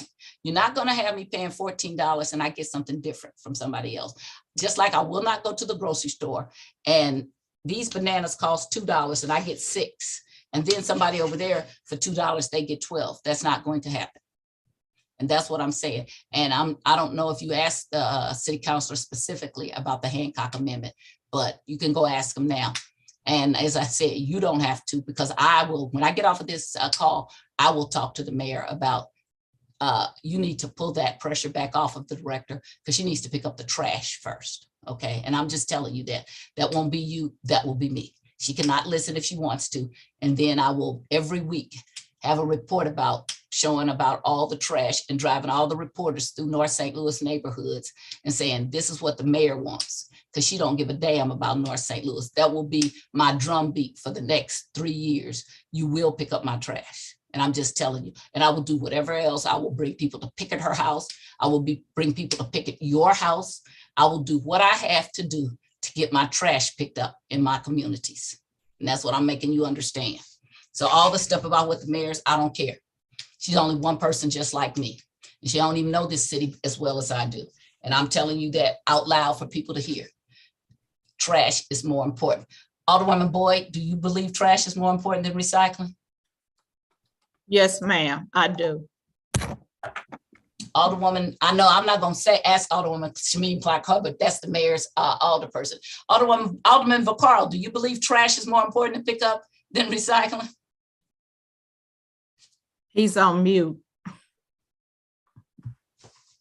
I've been on the news multiple times. And Randy knows it. Randy, how many neighborhood complaints? I'm talking about neighbors. Just even yesterday, just even the day before, what am I sending about 8 to 10 a day? And these are the people that are calling me up, yelling at me. And the only reason I keep sending it to you, including them, asking you to respond to both of us and not just me, because, you know, Randy, I mean, if I call you, I know you get it done. But I'll tell you what, 3 weeks behind or whatever on bulk pickup and all that. But can I ask one question just really quick? And oh no, you can ask as many, but I just want to ask you this: if you have to choose between recycling or picking up bulk and trash, aren't you going to pick bulk and trash over recycling? Yes. Okay, now you can say whatever you want. And I already said that the trucks get 4 miles to a gallon, that we're putting out more pollution in a day. You know, it costs us $1,000+ a day for the extra run on the recycling. I already publicly said all that. And it's costing more than we're getting back in recycling and probably polluting the air more. But that's what I said. But, and I'm glad they're picking it up behind your alley. They're not mine. My wife yells at me all the time. In fact, one of the but I get jumped on because of that too. Okay. But I had, you know, one of the complaints was my wife. You know, we're actually literally having to put the trash in the back of our car and drive through the neighborhood to find trash cans that have been emptied. I mean, it's pretty bad. But can I, Randy, and you can tell the truth, our commissioner, you can tell me the truth. But I'm told there's brand new trucks sitting there, and they're telling me that their drivers are said, no, we're not going to use those trucks. And I know one of the excuses to say the trucks are in the shop. Are there brand new trucks sitting there that they're not allowed to use? Not that I'm aware of. I mean, if there's any brand new trucks that are sitting around, we're either waiting for a part from the vendor to get there. But as far as just new trucks sitting around, no, we utilize as many trucks. I mean, my problem a lot of times is I have so many drivers sitting in the ready room because there is no trucks to use. So there should be no new trucks that are not going out. Well, I'm going to tell you that I was told and that there are trucks sitting there that were not allowed to be used. And I'm not gonna start an argument here, but, and we can talk offline, but the person that told me isn't very much an authority there, so, director, am I just being lied to? Is that what the problem was? Or being maybe not told the truth? Not sure where you got that from, but like Randy said, every truck that is runnable, we have out on the street. If we have fleet that are not in use, that's because we're waiting on something from the vendor, or we're waiting on parts so that it can be serviced. But any vehicle we have is on the street every day that is runnable. So Randy, is there brand new trucks sitting there that we're waiting for some adapters? Is that what maybe I misunderstood? Are there brand new trucks that are not moving? Maybe, is it because we're waiting for parts for them? I mean, brand new trucks, you think they come with all the parts, but is it brand new trucks sitting there that we're waiting for things to be put on them so they're usable? That's the only thing I can think of. I'm like Director Williams said, we're not holding any trucks back that are fully operational, that's for sure. How many of those brand new trucks that we're waiting for parts are sitting there? I don't know that offhand, Joe. Yeah, I feel like we just got four, I want to say 4 new trucks in the fleet. And so when the trucks come in, they still have additional enhancements. City logos have to be put on them. Sometimes an adjustment to some of the wiring, the cameras have to be mounted in some cases. So those types of things may be happening, but from my understanding, the new fleet that we have, all of that's out on the road at this current time. But if that's something that someone has told you, we have brand new fleet that is operable, that is just sitting, then that's something that I will look into for sure. Okay, so but I'm just going for what I was told, and that there's brand new trucks sitting there, and we're not allowed to use them. I'm sorry, did you say cameras have to be mounted? So we have cameras on our trucks. We have some of the trucks have additional lighting. All of those things have to be done once we get trucks here from the vendor. And then some of them come with some cameras and lighting on it. And Randy, you can correct me if I'm wrong here, but we still have to do additional enhancements to the fleet before it can go out on the road. So if that's the case of what you're getting, but from my understanding, the last new fleet we got is all out and being in rotation. I haven't been informed, but if this is something I need to look into, I definitely will. Can I ask a question? Why do we have to mount cameras before we use the truck? So you have like reverse cameras to help them when, because some of our alleys, you have to back out, you're making tight turns and things of that nature. So you have cameras to help with all of that, those features. We have cameras in trucks that lets the driver know like what his load looks like, things of that nature that have to be put in so that they can operate. Can we rent trucks? So it's my understanding that some years back, we did rent fleet before. And so identifying if that's something that I can utilize the budget for to rent additional fleet while we have maintenance down and things of that nature, that is something that I will look into. Actually, I was on a call just yesterday and someone said, well, in the past, we've rented fleet before. And so I was like, well, maybe that's something we can look into. So, and this will be my last question. I'm sorry. So Randy, if I'm to understand, well, so it isn't that we don't have enough people. You're saying that you got people sitting there waiting, but there's just no truck to put them in. Oh, it's a combination of both. I mean, on an average day, we're anywhere from 33 to 38 drivers. So every day we're starting out roughly 12 to 15 routes in the hole. And it's also a combination. The mechanics are in the same boat. They're short on people. So, I mean, I looked at our report from them yesterday. We have more trucks underwater than we do that are operational right now. But didn't we used to go to, like, if I remember, didn't really go to like Bi-State or somebody start fixing these a while back? I think that they do contract outside vendors. The ESD does. I mean, outside mechanics, they come from different, wherever, but I think they're having a problem hiring those guys too. I mean, they're in the same boat as everybody in the city. They have nobody to work on our trucks. No, I mean, I get it. My favorite restaurants are, Bear's Garden Shop. I get it. But a lot of places because of people. But I will go back to what the chairwoman said, that the regular trash, and it's got to be a priority, because even in my alley, it's overflowing. So we're putting the trash in the back of our car, driving up and down alleys, finding places to put our trash. And as we get into summer, you're talking about rats, you're talking about flies, you're talking about people that are in their backyards.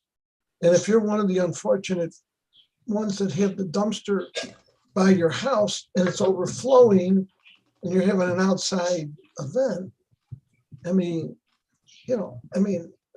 Yeah, this was the absolute worst time to start recycling back up, when our trash is the heaviest it is throughout the whole year. Thank you. And the problem with alley recycling, you might have 10 out of the 12 neighbors that are doing the right thing, but it's those 2 neighbors that do the wrong thing, and then that contaminates the whole load. Thank you, Randy, for telling the truth. And that's the truth. Correct. I think that's what we're all getting at, whether it's in North St. Louis, South St. Louis, bulk and regular trash first, bulk. Correct. Recycling. And I know we're talking about saving the environment, but I think if you did a study about the 4 miles to a gallon that you're getting in those trucks and the amount of pollution that's put out on a route, for the little bit that we're saving the environment on paper goods that we're not even able to get, anyway. I did that study, Joe. I did a study where we ran down the alley 1 time, 2 times, 3 times, 4 times. And when we run down that alley 4 times, our carbon footprint is just gigantic. Exactly. Well, and I said that on the news, and a lot of the recyclers were like, oh, no. We'd rather see the recycling. I think, and instead of having it, I think people that recycle are willing to walk a little bit, but maybe think about where we put the recycling dumpsters so that we're not going up and down every alley. Maybe put them in strategic places. I know you got some already, but then some people would argue, well, then you got to drive to get to there. But maybe you put 2 of them at the top of an alley, or at either end of an alley, 1 at either end. I don't know the answer. I just know exactly what you said. Our carbon footprint, the amount of fuel, the cost to go and pick that recycling up. Randy, I know it was around $1,000 just in fuel alone for 1 run. Well, what do you think the cost with the people and everything? So 1 run for recycling. What do you think the cost is? And I don't know the answer. I'm just asking your best guess. Oh, I couldn't even guess, Joe. I mean, those trash trucks, like you say, they barely get 2 miles a gallon, probably. I mean, if alley recycling's tough because, like I said, you get 1 person that doesn't care and it contaminates the whole load. I think the way to do recycling is like we used to do it, is you just have more drop-off sites throughout the city to make it convenient. If you want to recycle, you only have to drive this far. Add some more drop-off sites. People that are going to recycle, they'll drive to those places. That's what I think. We could put them in some of the corners of the parks.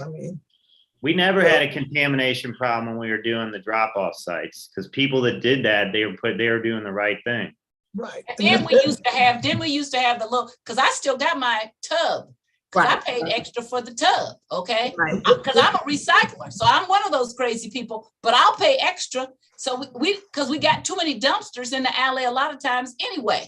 with those recyclings. So Right. I thought we put those dumpsters in there because at that point, recycling was something we were making some money off, and we're not doing that anymore.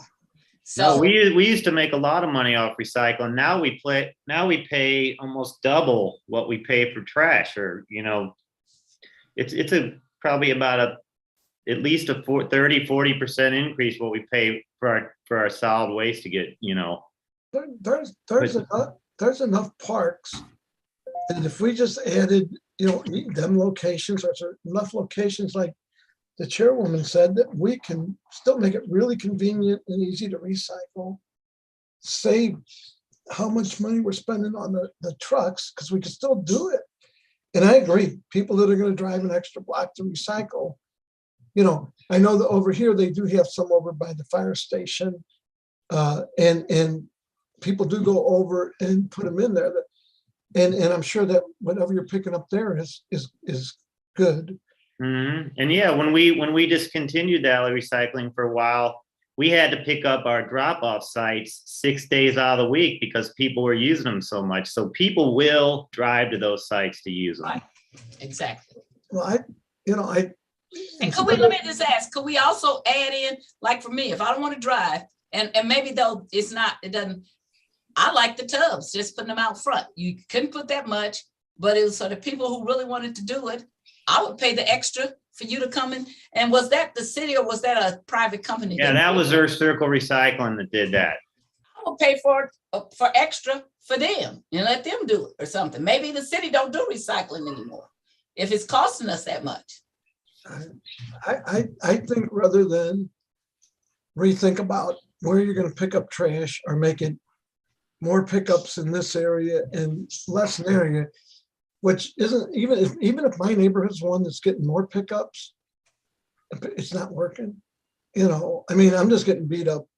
I'm even sitting here, I'm getting voicemails. I could play some for you if you want. I mean, it's just endless. And I know right now I'm getting beat up on regular trash, although they did get over here and do it. But the bulk pickup, I'm getting beat up on bulk. And you know what's funny? And this is true. I get little to no calls about recycling. I mean, I don't think anybody's called me to say, hey, my recycle dumpster, you know. That's right. And what's happening, and I know we're short on dumpsters, you're going to get them in, but I also know people call me and say, look, my dumpster's been out of my alley, my regular one, so I'm just throwing stuff in the recycle because I'm not going to run up and down all the alleys trying to find a dumpster when my alleys doesn't have.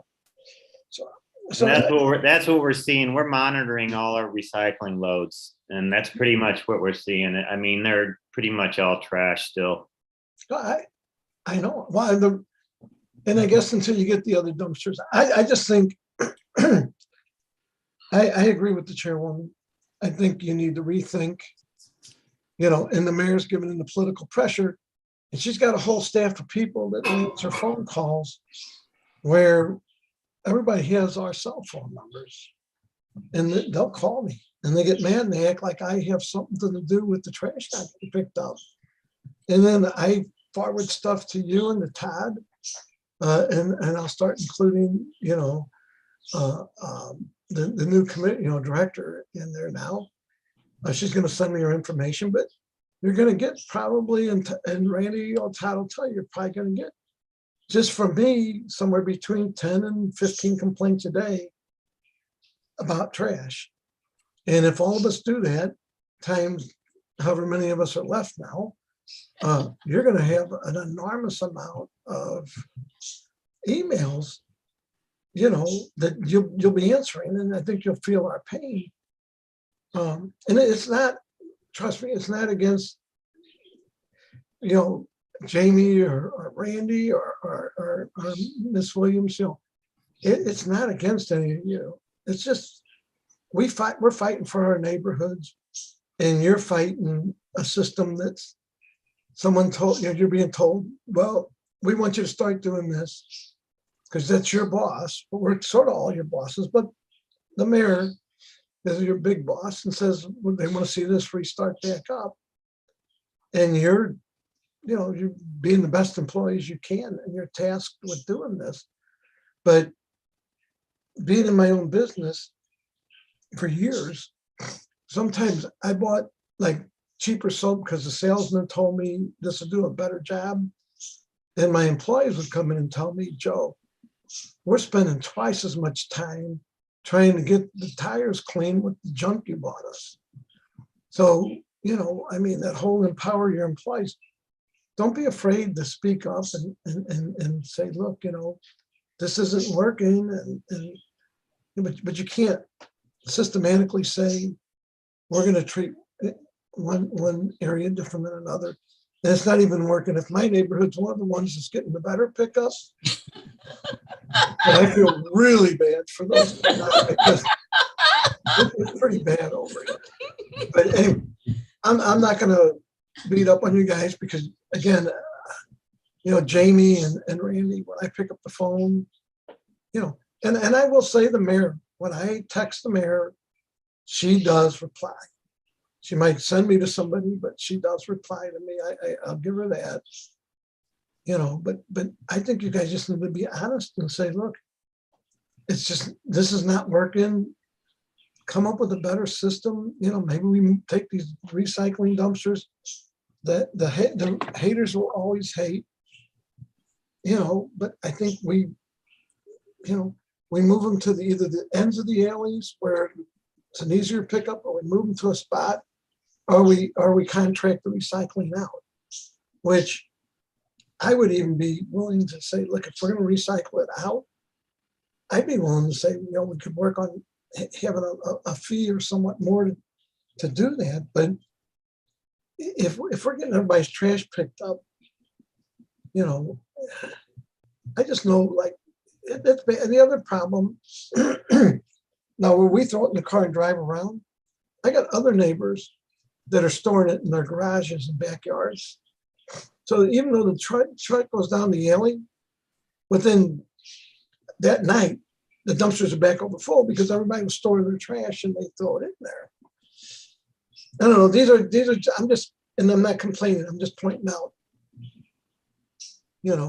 And I with the chairwoman can't say enough nice things about Randy. I think Randy should have been paid a commissioner salary. He should be the commissioner. Well, but even though when he wasn't even the commissioner, but yet he's where we all went to for 3 years. And he's the one but we beat him up. Randy, you got to meet us over here. He actually comes out and does stuff. Whatever we're paying Randy isn't enough, but it doesn't matter. Anyway, I'm not there to beat up on you. I just wanted to ask about the trucks that are not in use. And basically, we need to rethink, how we're doing things. And maybe we go to sites versus, and like you said, Randy, if we go to the sites, the people that are going there, they know how to recycle. And we're getting good recyclable things that in our carbon footprint that we're putting out is way worse. Right. Yeah. With the sites, I can just assign 1 or 2 trucks to just do recycling sites. Correct. It's their only job. And I see Alderwoman Boyd's hand up. I'm going to jump off. I'm going to mute myself. So I'm good here. First, let me be real transparent. This trash issue didn't just start with this administration. And so this has been an ongoing thing. And so when Nick Young left, Randy jumped in with both hands and feet. And Alderwoman Tyus laughs at me all the time because I thought Randy was my own personal trash guy. Because anytime I call, I look up, it's done. And so I didn't know he was dealing with the whole city. So, and that says a lot, Ms. Williams, for that employee, because as the other older people say, he wasn't the commissioner. He was just Randy Brightfield. And I had never, ever seen Randy until I think a year or so ago. And I was like, oh, this is Randy, because he was always out there doing the work. And I always told him, because me coming from the corporate world, I told Randy, it's not you, it's the people under you. And when I first got in office, I would tell Randy, he said, all the woman is taken care of. And then I would come back, no, it's not. And I would take the picture and say, here it is, Randy. And so it was the people that were under him was telling him, yeah, it was taken care of. And so Randy, like any other manager, had to figure it out. Oh, okay, so they BSing me. Let me get on top of this. But what we're trying to get you all to understand, North St. Louis was already behind the 8 ball before we even got to this point. And so Holly Hills, Dutchtown, all those communities were already taken care of, and we were already left out in the cold. And so when I'm getting pictures, I just had somebody text me and said, I'm listening to this call and we have our dumpsters are running over. And so I literally rode alley Friday and Saturday, taking pictures saying, this is what's going on. I need this picked up. So I'm just trying to figure out, how did we get to this area? You know, because like I said, the new administration walked into this, but they're listening to people that's not in our communities that are having the issues, because our community, they're not the type that's go up and scream and holler and jump. They'll call the older people and say, this not done. Other communities, they'll call CSB and they'll call everybody else. But what people don't understand is CSB is turning them back to us. They saying, well, did you call your older person? Why would they call us? We don't do the trash. We don't have nothing to do with the trash. And so, Bethany, I asked you about the employees' input. I didn't mean that them coming in talking to you. I mean, have group sessions where you all could listen and make them not feel intimidated, where they can speak their opinions. Because I'm sorry, we continuously keep looking at the people for the top to fix it. You all on the street. Every time I see a refuse truck driver, the first thing they say, Alderwoman, we need help. And so when I told them yesterday in that meeting, when they taught in public safety, they was personnel said, well, we give them $3,000. That was discrimination to me. I kept saying, so why did you give it to one department, then give it across the board bonus? And so we have to do business differently. That's just the bottom line. We got to do it differently.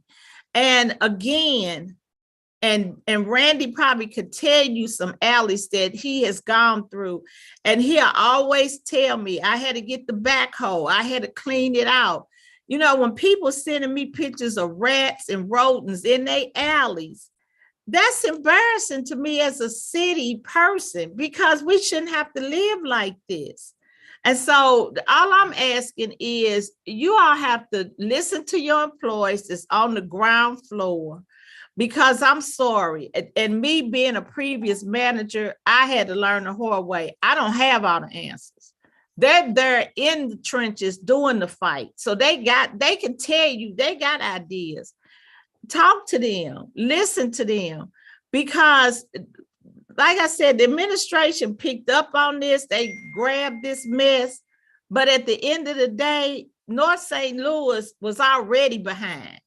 So we never gonna catch up. We behind on everything. And so that's just what I'm asking you all. If you all could just start looking, because I was just thrilled the weekend. I was just blown away. I told Alderwoman Tyus, this is ridiculous. It's alleys. I couldn't even go down. I couldn't even. So I know a lot of trucks can't get down because of all the trash everywhere. So that's what I'm just telling you. Just always, Bethany, keep in mind, North St. Louis was already behind the 8 ball. And so you saying we get 1 day a week, that just put us further behind. We'll never catch up. So that's what I had, Madam Chair. Okay. And I want to just say, it's not just trash trucks. Like I said, we got the largest amount of LRA property. So, and this is, I'm gonna take up for forestry because the Alderman from the 27th is the chair of Parks, Recreation, and Forestry. So forestry was supposed to be cutting the parks, some city property, and then when private people didn't cut their grass. But what happened is we had this explosion of LRA property. And they don't have enough people to cut grass. So they started literally just cutting the front yards of a lot of the LRA property, if that. A lot of times the neighbors cut the front yards. So the literally, the backyards are jungles of this LRA property. So once they haven't cut it for 4 or 5 years, then people put trash into that. So I'm looking for this administration to come and put some money, because I don't care if you hire backhoe drivers or whatever, clean these backyards up, tear these buildings down, and then that'll get some of the trash out the alleys. But when you have maybe 4 or 5 LRA properties on an alley, and they have let them put yard waste and everything else, because people go through and they find out once they see where you can dump, you dump more, then the trash becomes more. It is a vicious cycle. And so the reaction you're getting from me is just what the Alderman from the 27th said, is because we already know. I didn't have this when I left. I had a little black middle-class ward with very few problems. And so they took my ward and tore it up into 5 different wards and put it into all the wards. And the significant difference with that is not even anything to laugh at, because those people could not take care of my wards. And so now when you go to the 47 and 4800 blocks in my Kingsway East neighborhood, it's a mess. It was in the 4th ward. I got 42 houses that I have requested LRA to tear down. You come across Euclid, that's where I live. It's a whole different environment because people own their houses and they didn't move away. But so all that trash is down there in the 47 and 4800 in the same neighborhood, literally a street divider is what's going on. You go into the 47, 50, 51, 5200 blocks. I don't care how they try to get that trash up. We don't have enough trash pickup. And so we got problems after problems. We never can do just a regular route because we're always trying to do catch up. So I agree with the Alderwoman. It didn't happen under this administration. In fact, the prior two administrations, 20 years, 16 years of Francis Slay, 4 years of Lyda Cruson, they believed in privatizing things. So I think part of the problem is that they let us get less and less people instead of hiring people when we could have. And because they wanted to privatize water, trash, and other things. But I do know that I have a headache from just this morning. I got, while I was on here, 3 or 4 more people talking about their trash not being picked up. And I know this is your whole citywide thing. I just want it to be a fair appropriation. We cannot have 1 trash pickup a week. So like I said, as soon as I get off this phone, I'm going to call the mayor.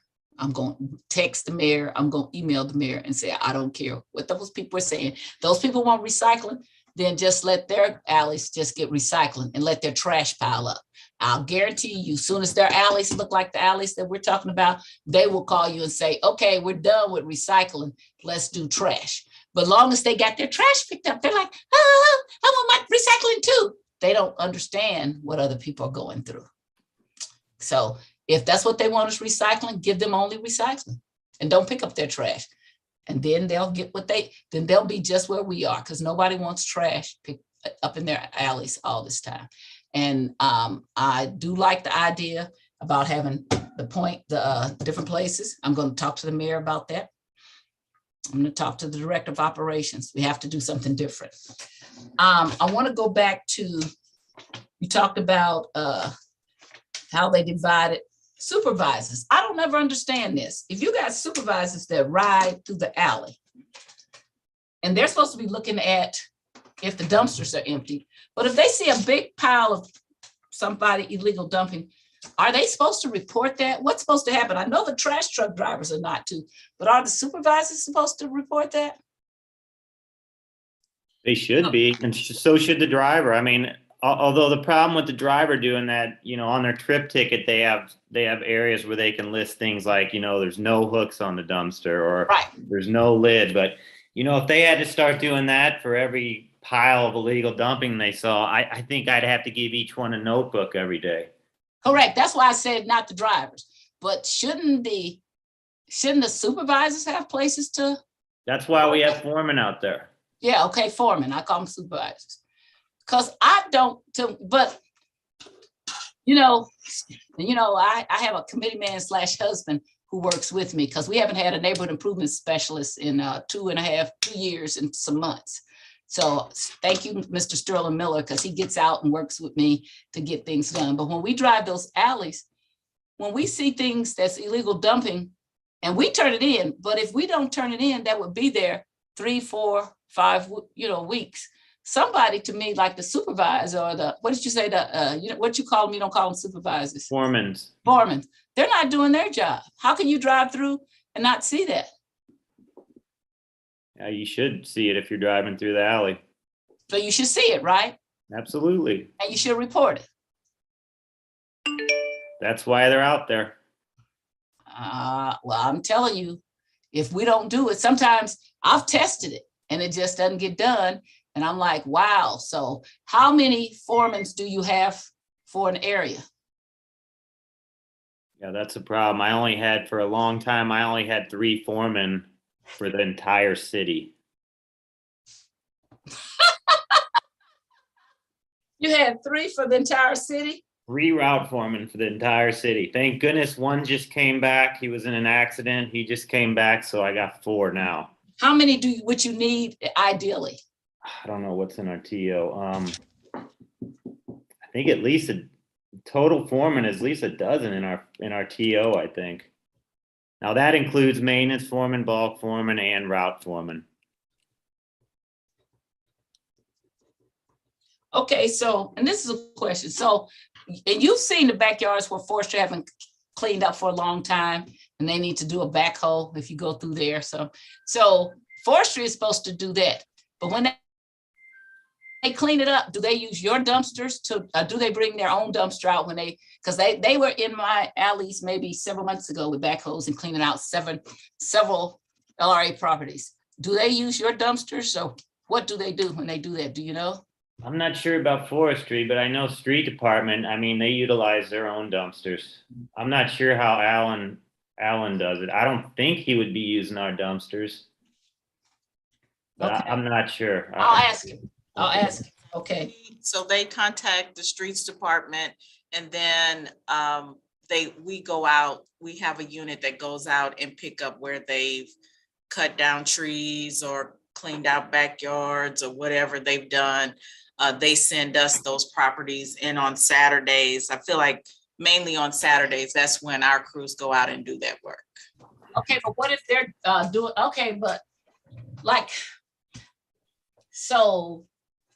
did you say, I live at 4968. Let's say my house was an LRA property and it had all of this, because I've seen the whole yard is filled up to the top of past the fence with bushes and trash.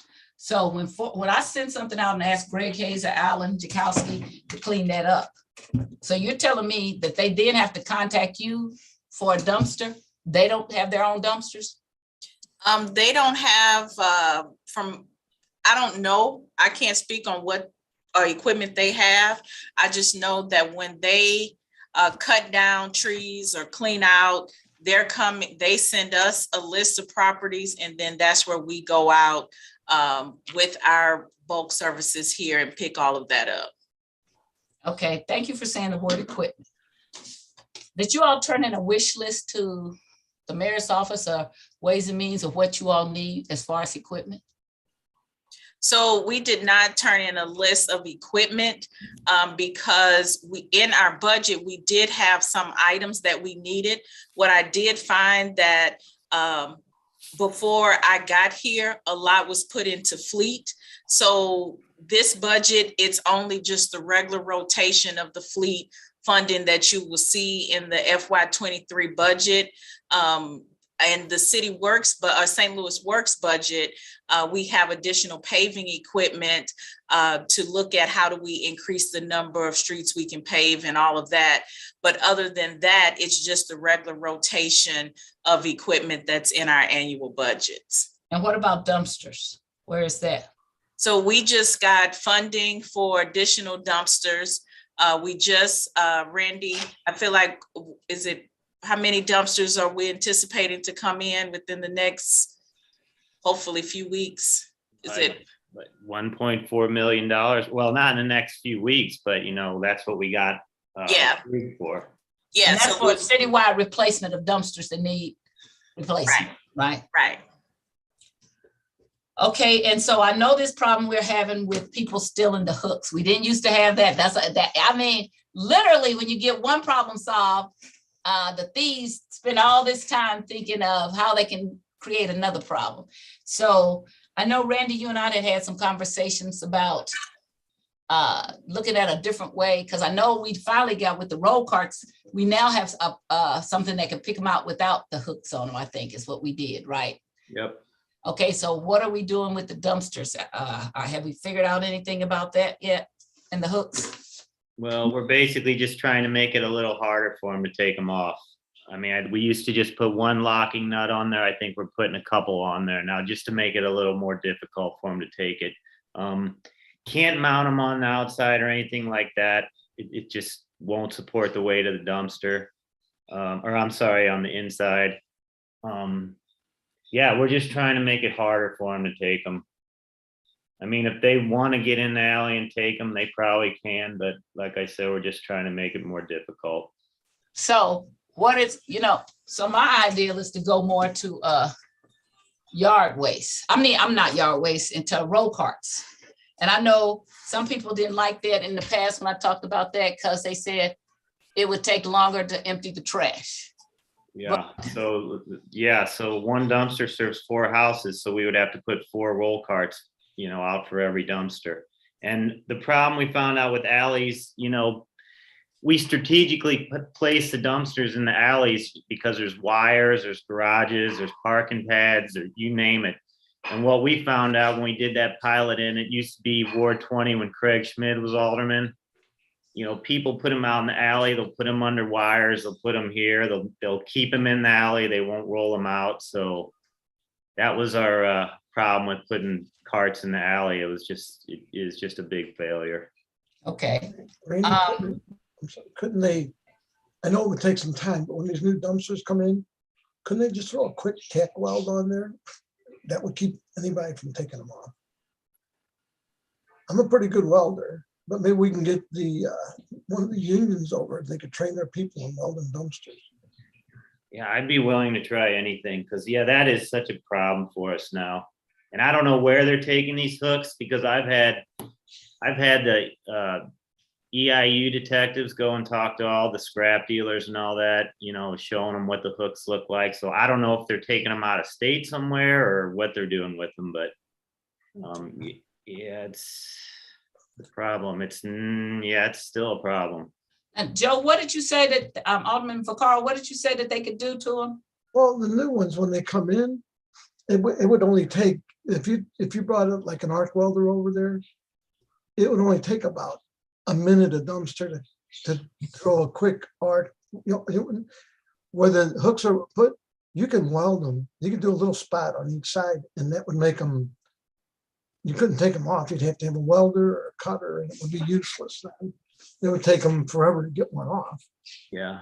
The problem with that though is, those hooks are really expensive. And when a dumpster goes bad, the hooks are usually good. So we recycle those hooks and use them over. I mean, we're paying big money for a hook. Those are 1/4-inch steel. So right, but you can take a torch and take them off. You can cut a weld with the torch and then use them again and weld them on the next thing. But I mean, Joe, don't give the crooks no ideas. no, I mean, they're not going to go out there with the blowtorch and take. Don't underestimate them. Trust me. Okay, so it was a failure with the roll carts in the alley, roll carts in the streets. That's been okay. That's been okay. Yes, you don't have the issues in the street like you do in the alleys. Okay. So can I ask a question? Go ahead. The challenge that I see, because one of my residents was asking about, could we increase bulk pickup? But Alderwoman Tyus and I have had this conversation several times, and it's not about, I'm changing the subject because you know I kind of talk fast. But the challenge that I have, and Alderwoman Tyus will probably say who changed this, is when forestry cuts the properties, get all the bulk stuff and put it on the curb, and it sits there for a year. And I know, and it's not Randy, and it's Jamie, because those people are supposed to come. And Alan said he gives them the route where they going, and they supposed to come right behind them, and they don't. And so I know that's one issue. And then the resident was talking about increasing bulk pickup, and I said that about the forestry and stuff. It's because we have a problem with the bulk pickup, because she's saying, can you increase to twice a week? We having a problem getting it once a week, because sometimes I'll pull the truck over and say, this whole alley, they got all this furniture. And I think what's going on, Randy, you have people that either evicting people are moving. And so the bulk is picking up, and off the main streets, we have these contractors that's coming in our wards and they're dumping. So it's like, it's literally like you all were talking about the recyclable, have to have a dumpster sitting right there. You would literally have to have a truck waiting, because their EIU is running ragged trying to catch these people. So that's what we're dealing with. And in my ward, I can only speak in my ward, we have an increase of renters. So the areas that you have the homeowners, you don't have these issues like that. The only time you might have an increase is like when I talked to Randy Saturday and Alan, it was about these seniors. And so they can't really get out in those alleys and clean. And so I saw that you all were trying to clean that up. But we just got to come up, we got to think outside the box. That's all I can come up with, because this is a health issue to me. You know, I tell people constantly, and the previous health director didn't listen when I told him. I said, the COVID numbers, the asthma numbers, the cancer numbers are increased in our communities because we have more trash and dumping than other areas. So that's where I'm at. So I want to address a couple things. One, Jamie is responsible for our traffic department. Traffic signals and lighting is what Jamie's covers. So our debris team comes out of our streets department, our streets division, which is under Kent Flake. That department, like I said, and I went to a community meeting on Saturday, and that is where I learned more of how forestry calls us to say that they've cleaned out or they've done whatever they've done. And now here we are to pick up. And when is that list communicated to the streets department, our bulk, our debris team? When is that list given to them, and how should they carry that out? So it is my understanding that it is a breakdown in that time from when forestry is telling us and when we're actually getting out to do the service. So like I said, on Saturday, that was brought to my attention, where before I didn't even know how forestry informed them. It's not that we follow right behind them. And, you know, if I had a dedicated truck that I could put with a forestry team, we would do that. They will follow right behind them so that they could pick up those, you know, whatever they're cutting down trees and cleaning up, they could do that at that time. So that is something that we're working on. How do we increase accountability and efficiency in the transition of properties they've already completed in the streets department, getting out and doing that work to clean up whatever their debris or trash or leaves or whatever they're putting in the alleys or in front of the homes to be picked up. Can I stop you right there? That didn't always used to be like that. So when they used to cut grass, they used to get all that stuff up immediately. Todd Walterman, when he was director of operations, changed that and then moved it, I think, from it used to be, I don't know, where is it under streets now? It used to all be under forestry. That's a dumb idea to me. I have always advocated that you cut grass in areas, and I will just use an area. If you're going to cut grass between Kings Highway and Union and between Martin Luther King and Natural Bridge, go in there and cut everything. Cut the parks, cut the property, cut the lots, and trim at the same time and clean up at the same time. This division of labor, you're going to come back for this, come back for that, is bull crap. Okay. And it also leaves, there always is tall grass in the neighborhoods, because if you cutting lots, but you're not cutting houses, then you got a house next to a lot and you got the crew out there, but you cut the lot, but not the house. That's crazy. And you got the parks all trimmed up, but right across the street are lots in the house, and that's not picked up. Then you cut all the stuff. So that didn't, that was not done like that. That was some ignoramus on Todd's part. And I want the mayor's office to tell them to stop that, because it is not fair for you all to have to come back out. You got all that you need to do. Is that the forestry should be picking that up themselves, and that crew should go back and be with forestry, and it should be done at the same time. So this happened in the last, I don't know, 7 or 8 years, but that was not like that before. When I was a 20th Ward Alderwoman, when it was in North St. Louis, they cut and picked up everything, and this was not a problem we ever had. So this is a problem that was created by somebody who I think that, again, he makes decisions because they don't affect where he lives. So he does not understand how that affects people when they cut their grass and everybody else's grass is cut, and then this trash and stuff is sitting in front of people's houses or on the street or wherever for weeks on end. And it also makes me have to drive through that and then turn it into Alan or you guys and say, come pick it up. When if they just did it all at the same time, that would not be a problem. And so I'm not an advocate of you fixing that problem. I'm an advocate of going back to the way it was done when it was not a problem. Go ahead. And the next thing I have is to talk about Board Bill 184, I think it was, yes, that has additional funding for additional alley cameras to help monitor some of the illegal dumping. We have cameras that are currently out now, and Randy can speak to how, in some cases, he's moved some of them around to different areas where we see high volume in illegal dumping.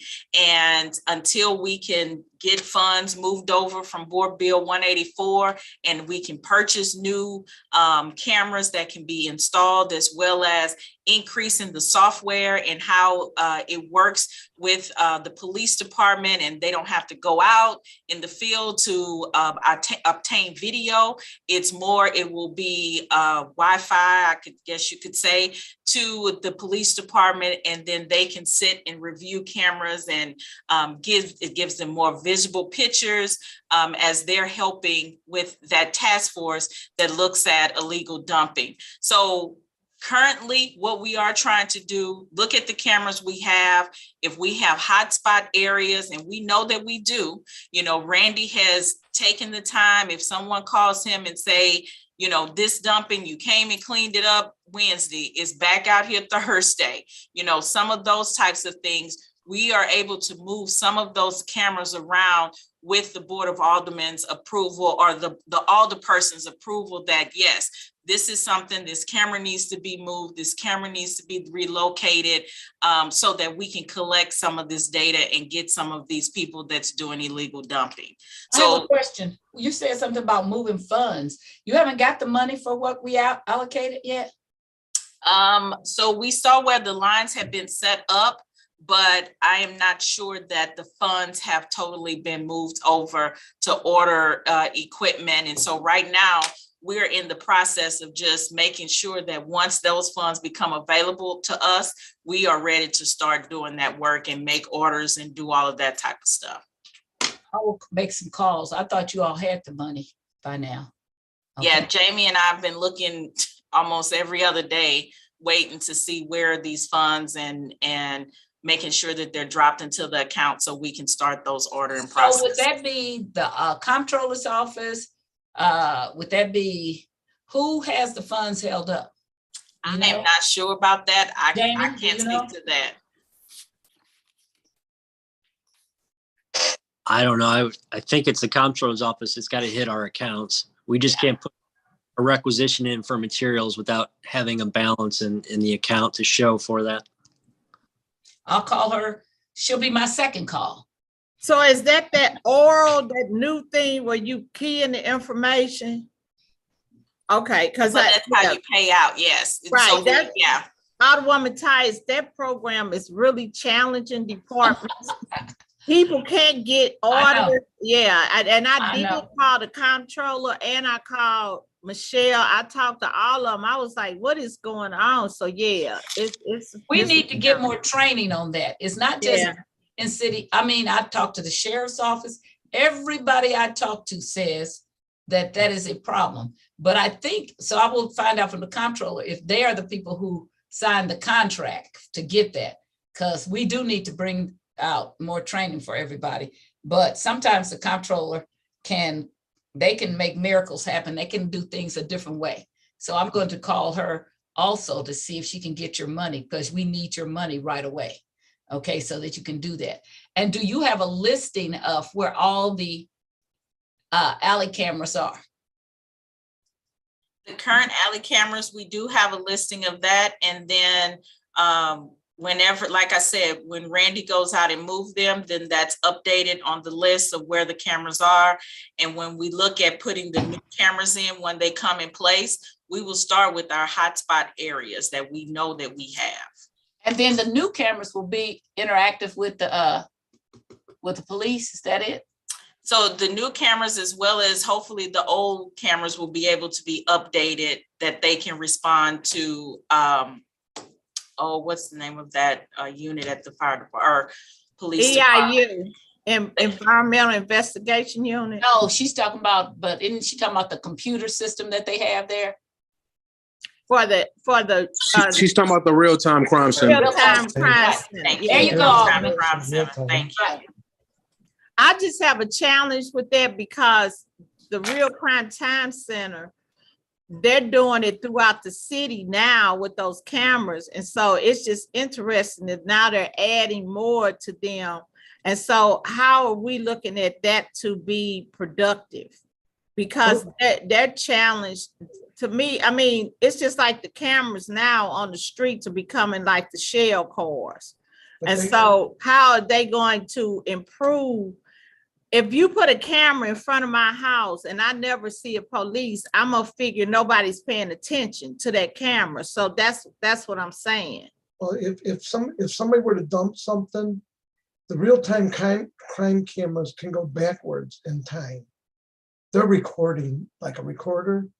So if there's something dumped in the alley, they may not see it when it gets dumped, but I believe they can go back, and somebody would have to tell me how far back, but I do believe they go back at least 20 hours or better.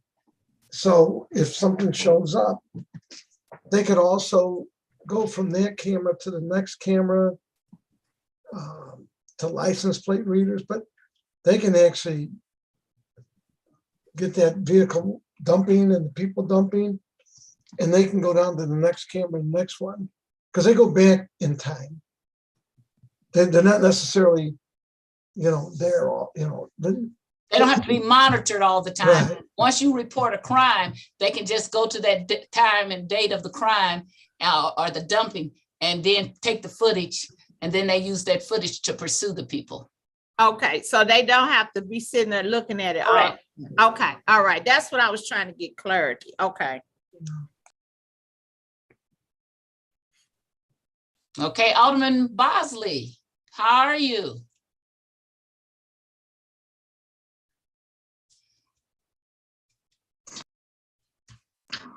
I said, well, we woke up this morning, one more day to get it right, as long as we're doing that.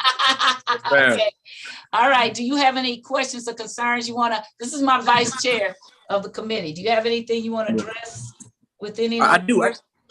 Yes, ma'am. I do have one question in particular. I've asked this from the last administration. I'm not trying to be selfish or anything, but everybody has different needs that they have within their areas that they believe that some residents would maybe be willing to spend a little bit more on. One of the things I asked the last administration for previously, this one, would they be amenable to putting cameras in every alley in my ward? We have enough funding to do that based on the cameras that are being utilized now. Of course, if we utilize real-time crime center cameras, way more expensive, but with what we have right now, the ones that are being used, like those deer cameras, they're pretty inexpensive, and having to move them around every time we catch somebody, from my experience, after that happens and people find out that the camera has been moved, or they see the dumping happens and nobody gets caught again, they just go back and dump in the area where they don't see as people actively being caught. So, with that being said, if we have the funding, I know we're waiting on funding to come from the comptroller's office, but if we do have funds to, let's say, purchase more cameras that we can permanently place there, they can still be removable, but I'd like to permanently place cameras within a lot of the alleys in my wards. From my understanding, those deer cameras are about $200 to $300. The casing that you put them in are much more expensive, but those are just so people don't shoot them out. I would hope that's optional. I know those cameras are weather resistant. So, with that being said, I most certainly can afford a few hundred of them at $100, $200. So, issue with the last administration, that was saying that we didn't have the personnel to be able to deal with that type of a workload. I don't think every single alley in my ward is being dumped in, but I think once that narrative is out there that we do have cameras in every one of them, then we probably would be less of a place that people would be desiring to dump in, based on them not knowing exactly where those cameras are placed and knowing that there is one in every alley. But I think that's something our residents be willing to pay for, and figure out how to work with this the new director of streets, Ms. Williams, to figure out how it is we can make something like that possible. That is something that we can't afford out of our own budget right now. So I guess the question would be, is that something that you all would be amenable to doing? Do you see any complications with that offhand? We can look into that. I'm not sure what that process is. If funds, like some of the other functions and actions that we do in this department, funds are transferred over and then we order and install. But we can have that discussion, and I can talk to the internal team to see how do we go about implementing that. Okay, thank you. I have no further questions. Okay, I'm sorry. And we're gonna wrap this up because I usually 2.5 hours is all I can do. And then we're gonna come back next week and I'm gonna send you a list of things I wanna look at. I got some things about routes, about some other things, about how you check daily of what's picked up. Because I really have been reached out to so many people from the refuse department. I'm like, wow, I didn't know this many people could write. So, and write and drive the truck at the same time. So they've given me a great deal of information about how that department works. So I'm going to send you a written list, but I wanted to let you finish. I do feel much better because I really do think some of the problem is the mayor's decision to want to recycle again.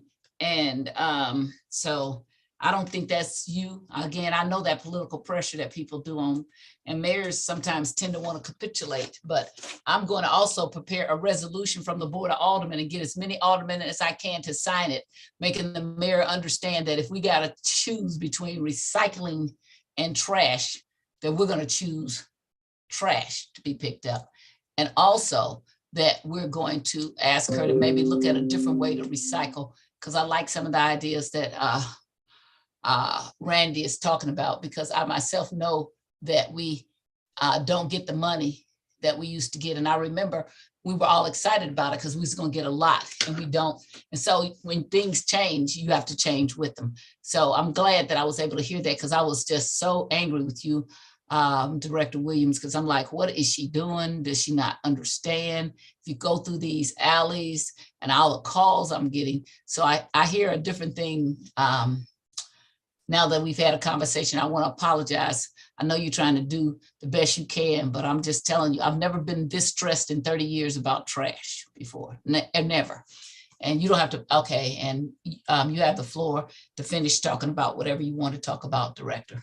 So I do want to just make sure that trash is the #1 priority, and how do we get all of our waste services collected across the city of St. Louis.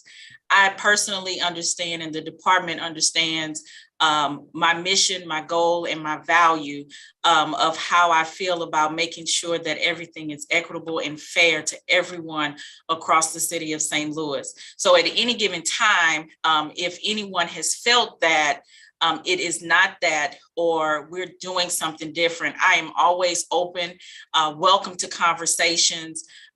If it's me coming to these meetings and communicating with this committee about some of the changes, starting initial conversations on how we can move forward some of those things, I am always open and willing to do that. I do just want to make sure that it's not just about the recycling, what we're seeing here. Before this even happened, 2 years ago when we stopped recycling, we always had a problem with the solid waste collection and how we were picking it up. So it's just not all about how to restart recycling. It's just making sure that we are effective and efficient in how we collect the trash across the city of St. Louis. This is just a pilot. Nothing is in stone here. And every week we're collecting data, and some of this stuff is flipping. We're seeing that where we thought the tonnage was in one place, and we're every month, every week, we are seeing right now, my GIS specialist is giving me data for the last 2 months. And about 10 of these are flipping. Where we thought that you needed more pickup, the tonnage may not show. So this is really data driven. And that's what I just want to make sure that everyone knows. And we're just trying to figure out how can we better effectively pick up solid waste and trash services across the city of St. Louis. So I understand it's a burden. It's a burden for me. My neighbors complain about it. I know it. But it's something that we just have to figure out, how do we get there? And I think with time, we will get there. And like I said, Madam Chairman, at any given time, if you have comments, information, data, policies from the past that you want to share with me, I am always open and welcome to any of those conversations. If it's me going out in the field, I do that as well so that I can see what's going on, because I do know that I cannot always believe what management says. Sometimes I have to see it and do it for myself. And some of these guys will tell you, oh, she's in the field. She came back with a list of stuff that I said I did that we didn't get done. And so the expectation is within the next 24 hours, this is done. So that is where we're going with this department. And I'm more than welcome to continue this conversation and share the data on a monthly basis with you all that we're seeing, and how do we make some changes to honor the commitment to the city of St. Louis. Thank you for this opportunity. So you remember the whole thing we had, you can put your hand down now. The whole thing we had about the alley lights in St. Louis Avenue, and they sent you a video that you sent to me saying it was done. And I said, no, it isn't. Okay. And prime example, you can unmute so we can have a conversation, please. Oh, exactly. I was saying, you prime example. Sent me that. Right. They sent me a video to say it was done, and we went out and realized that it was we were talking about apples and oranges. Correct. The light that needed to be fixed was a personal light that should have been, or had been agreed upon, that was transferred to the city services. And we were able to take care of that and work with Ameren to get that done. So if I don't know about it, I can't do it. Well, what I'm telling you, your people will say, oh, that's done, and it's not. So when you sent it to me, I was like, I knew it wasn't, because I had been out in the alley. And so finally it took Jamie going out to the alley to see that wasn't done. Okay. Right. And I'm saying that happens all the time. But one of the other things you have to, like I said, I'm not going to be a data-driven person, because I'm going to continue with the law. I pay $14. Either everybody in the city going to get 1 week in dumpsters, or everybody in the city is going to get 2. There's not going to be a difference. And it's not going to be a difference because we got a problem with both sides of the city thinking the other side of the city is getting something. We have written document. I'm going to give you, I doubt if you've read the Team 4 plan, but when you read it, it'll make you sick because it will talk about how to extract services from North St. Louis, how to do it on purpose, how to do it quietly, and basically that if we won't have enough resources to give and put all the resources on one side of town, but not another one. So I know that I have that document. I have it digitally. I'm going to send it to you. As you read it, then it will make you sick to your stomach. So I know you're trying to do the best, but effective and efficient, but not, I want effective, efficient, and fair and legal, because that's the other thing, and legal. You run into the Hancock Amendment and you have to start paying all these people their money back, then that's not a good way to do what you're doing, okay? And that's what's going to happen if you don't do everybody the same. If you're giving in my alley, once a week, in the alley a block over twice a week, you're gonna have to give me my $3 back, okay? So that's not gonna work either, because the Hancock Amendment says you have to give me my services, okay? Otherwise it's a tax. And if it's a tax, then you have to have an election. You cannot do it. If it's a service fee, you can do it. And they got a whole standard of stuff that I'll send to you and the city councilor about how you stay within the Hancock Amendment and when you do not, okay? And Eric Schmidt likes to go around and sue because he's running for US Senate on the Republican side. So he will love to sue this city because he hasn't sued us about the mask because he wouldn't win, but he's out there suing all other kind of people about the mask. So I'm just telling you that it's not effective and efficient as long as it's fair and legal. That's the things I want to add to it. Data-driven is not always the best way because data can be manipulated. And I've been giving everybody this example. I live on an alley that's between Northland Place and Manford Place in the 4900 block. If I got 10 dumpsters in my alley and we all got the dumpsters with the same tonnage, and then you go over and you go to the alley between Northland and Highland and they got the same 10 dumpsters and they got the same trash, and you put 2 trucks down that alley, if they pick up all the dumpsters in my alley and they dump it into the truck, let's just say when you get to the end of the street, which would be Euclid, let's just say you have 10, 10 tons from that. But you go into the next alley, and if you don't pick up all of those dumpsters, then that truck from over on the next alley will have a lot less. That doesn't mean it wasn't out there in the alley. It just means they didn't pick it up, okay? And so that's what happened. They pick up every 2 or 3 dumpsters. So then it looks like, oh, well, this alley over here between Northland and Manford got way more trash than the alley between Northland and Highland. And we got the same amount of trash, but the person didn't pick it up. So that's not a good thing unless you got a good, effective way to make sure all the dumpsters are being picked up and all the trash is being picked up. Okay, they turn them on the side. They don't come and get them. They leave them. It's all kind of ways why things didn't get picked up in the alleys. And it doesn't get better with doing less pickup. So I'm just not going to, that's the one thing we're not going to agree to disagree. I'm going to say it's still illegal, and I'm going to get legal opinions and ask you to please either do everybody with 1, do everybody with 2. And then for those people who think that recycling is more important, and I would say start with the mayor's block where she lives. Then just do recycling and let her trash build up in the front of her house. And I know exactly where she and her dad live. And so let that trash build up in front of their house. And then I'm gonna see if she thinks recycling is so important. I guarantee you will hear from the mayor saying, come pick my trash up, okay?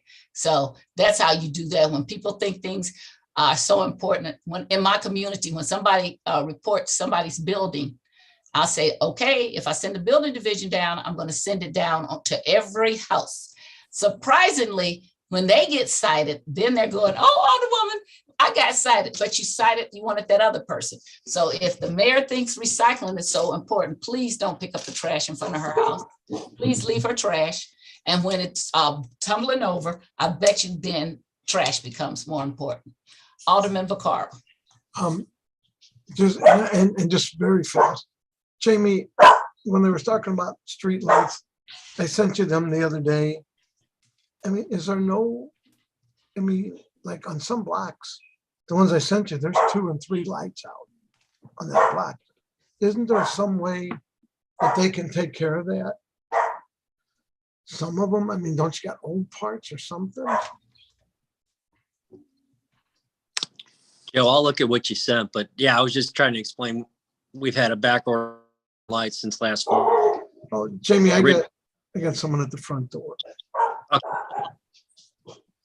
You can tell us, go get the door and we'll listen and tell him. Okay. Go ahead, So- Jamie. Oh, that's okay. That's okay. It's my son. Okay. I got that ring camera thing. I see where it is. So yeah, Jamie, I mean, that's the other, I don't want to prolong the meeting. Let him tell him he was gonna answer, Alderman. What did you say, Jamie? I was just gonna say our LED lights, we had to order them this fall. Originally there's some contract issues because of price increases between the supply division and the vendor. And then now they've been on back order for a while. I don't know, sitting out in the ocean somewhere, but they're not due in until next month. So they tell us. So we don't have the ability to go out and change out some of the single lights out right now. And I think the alderman's example is he's got several within the same block. So he's asking if I can check if we have anything, even old parts or something like that, laying around. So I just said I would follow up with them. So you do scavenge parts from other light fixtures or city lights or? I don't believe we have any of the old, usually when we're doing lights, the old stuff would be our high pressure sodium, and we generally don't put those back up. So we'd be putting LEDs when we go through that effort to put them up, but we're just in a bad circumstance right now where we're waiting on that delivery to be made. So could we, and let me just, couldn't we then just put up the new LEDs so that we wouldn't have to work for parts if he's got old parts? I mean, old lights? We don't have the LEDs. That's what we're, yeah. Okay. Go ahead, Alderman Vaccaro. No, I mean, Jamie, I guess like in some of the blocks where there's 2 or 3 lights out, even if I get it's double work, but maybe we can replace 1 or 2. I mean, it's a safety issue.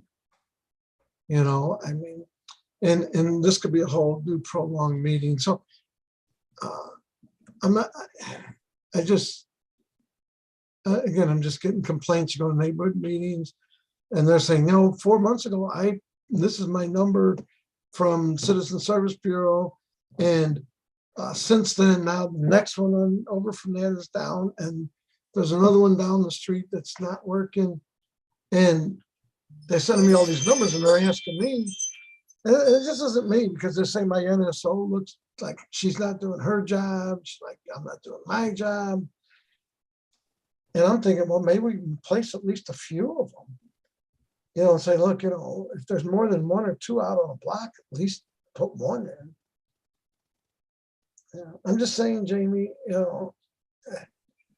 I mean, are you saying that's not possible? If we've got a whole block out or a significant amount and we had old stuff in, we could check in. If I've got stuff to put up, we put up, but we've been waiting. It's been, we hear it's June and then they just moved it to July. So just send me the location you have and let me see the exact circumstance. I know you said several, so let me see exactly what. I did email them to you. Okay, I'll look at it. Okay, and I'll pull back the email. Anyway, I'm going to jump off too. My son's here. Okay, thank you. Alderwoman Boyd, you have anything else? No, I just feel we got a lot of backtracking to do to clean up. And so Bethany, if you could, we just can't, we're not going to survive with the one time. It's not going to work for us in the North Quarter. And I don't, this generation, I call them the microwave generation. This generation here, they just think everything computers and zap. And I'm the old fashioned walk the alley, see visual things, because I give you that credit, because you said, Alderwoman, send me the streets, I'll go out myself. And so I give that to you, and I give that to Randy, but it's like I said, we've been behind already. So it's no way we're going to survive if we're already behind. So we're just asking that, one, that you all do a sweep of our areas to get this cleared up. And then two, look at that bulk pickup. And three, listen to your employees, because they're going to have the input because they're on the ground every day. So that's all I have. Thank you, Madam Chair. Thank you. Again, I appreciate this. So 12:30, that's 2.5 hours. That's enough. I will be sending you some stuff in writing of things I want to see, and we will be probably meeting again next week to kind of pick up on what we're saying. Again, you can even do the physical thing, but if you don't clean up that culture that's over there, you're gonna, and I know you just got here, but that culture has to be changed over there. And that's one of the reasons I asked for somebody Black. I asked the mayor's office, and said, they've never had anybody Black. Black and female, that's a big change. So, but that culture has to be changed in the trash department, refuse department. These are people that, and it's not all Black workers that I'm hearing from. I'm hearing from white workers too, because I've been around for 30 years. We cannot make our workers be so unhappy that they rather quit their jobs. That's just not going to be okay. And I'm going to have a meeting with them privately and separately where they can feel comfortable. And if I have to go to each and every one of them one by one, I'm going to meet with them so they can talk about what they're feeling and how they're feeling and how they're being treated. And I am refiling my complaint against Todd Walterman next week about him holding me up and holding me hostage in my office. And there's a person in the mayor's office who witnesses. She was one of our secretaries. She works in the mayor's office. And I'm hoping that he get fired, because I think that'll be the first thing you need to cleaning up that toxic culture over there. And I'm very vocal about it. I've been vocal since he did it. And so it's not the first time I brought it up. It's just the two previous mayors covered up for it and wouldn't do anything about it. So I'm hoping this mayor does do something about it. And I'm filing it with personnel, and Richard Franks covered up for it. And they didn't want to fire Todd because the mayors didn't want to fire Todd. But Todd needs to be fired. And not for just what I've said, for the stuff he's called people, the names he's called people, the people where he's treated. He's a nasty, caustic person. And you're either going to have to make the decision between him or losing a lot of workers. I will get you an email probably first thing next week about the things that I would like to see, okay? And from now we will have conversations, and I will send you the Hancock Amendment, and then you can go talk to the city councilors about why you cannot do it the way you would like to do it, because I will then file a lawsuit and go to the attorney generals and ask him to rule that St. Louis is violating the Hancock Amendment, okay? All right. Thank you, everybody. Appreciate it. We don't have Alderman Bosley. You have anything else to say? No, ma'am. I just appreciate them being here. I do hope that we figure out how to get this grass cut, man. When I say our folks are pissed off about That's not them. They say that's not them. They're trash. Well, I know they trash. I know. They is. That had nothing to do with the streets department. They are trash. This is trash. They said they're not going to take the 4th Street woofing. Oh, no, they ain't got nothing to do with that. From the 27th, have a meeting like this. But so my big thing is, Okay, is if we can get those cameras, I know they would make a big difference in. So oh my God. So this is one question or just one comment. So I went in one of the South Side alleys, and when you go in the alley, it says, hey, there is illegal dump. Any illegal dumping takes place, there's an actual voice that comes on. You'll be prosecuted. It was crazy. So I would like, if you could, Ms. Williams, to find out what alley that's in. That gotta be a community, a city-owned intercom system, or even if that's difficult to find, if we can find something to where when people pull in these alleys, when we have those cameras up, there's something that comes on over intercom and says, hey, you're in a no dumping zone. I mean, when I say that was pretty cool to me hearing that. I think that would be interesting to have in our areas also. Folks would immediately be alerted. So therefore we don't catch them on after the fact. We're giving you an alert before you get her. You have to actually choose to dump her after hearing that recording. So, I think that'd be interesting too. I just wanted to add that. Yeah, if you can tell me that alley, then I definitely would travel there, but Don't know where he was. I have no Oh. clue. I'm like, because clue. I'm Look, I sure wasn't- that's not a city service, but I mean, if it's something that I can go and look at to prevent illegal dumping, I definitely will look into it. But yeah, if you think of where this alley is, then, let me know. And as I'm out riding, I'll let my window down and listen for it. But this is my first time hearing of that. But if it's something that can be implemented that we can look at, we definitely will look at it. But I can pretty much guarantee you that's not something the Not city city, is okay. putting out. If I found something like that, maybe over the internet, because of how technology has changed, something where we can have a pre-recorded message that gets activated as soon as someone pulls inside of someone's alley after a certain time, that recorded message get played. Would you be maybe, if that's something, of course, the whole city doesn't have to start off wanting to buy those things, but, would you be amenable maybe having a few of those put up just to see how they work? Because I will go look for them. I love technology. I'll go find them. If we can't find it in the alley, I'll find it on the internet, and I think it'd be, when I say that's pretty cool, to let you know, hey, if you dump her, we got you. Yeah, we can look into them and see what it costs and, what we can do. If you can find it, when I say I'm open to solutions, just as well as I'm open to concerns, I'm open to solutions. So if that's a solution, please let me know and we will look into it. Thank you. Yes, ma'am. And I do want to add one more thing. I do appreciate you helping us out with the dumpster there, helping out our elderly. So for the folks that are on the committee, just want to put that out there. One of our elderly needed a really rotten garage torn down. It was falling completely apart, having rodents and all kind of stuff inside of it. One of our contractors helped tear it down, and Ms. Williams helped us get a dumpster on city property so we can remove some of that debris where it was plaguing that elderly person's home. So we do appreciate you. Just want to let you know we appreciate you. We are here to serve as much as we can. All right, I gotta go eat now. Okay, thank you very much. I'd move to adjourn. All in favor? Second. Aye. Aye. Aye. Opposed?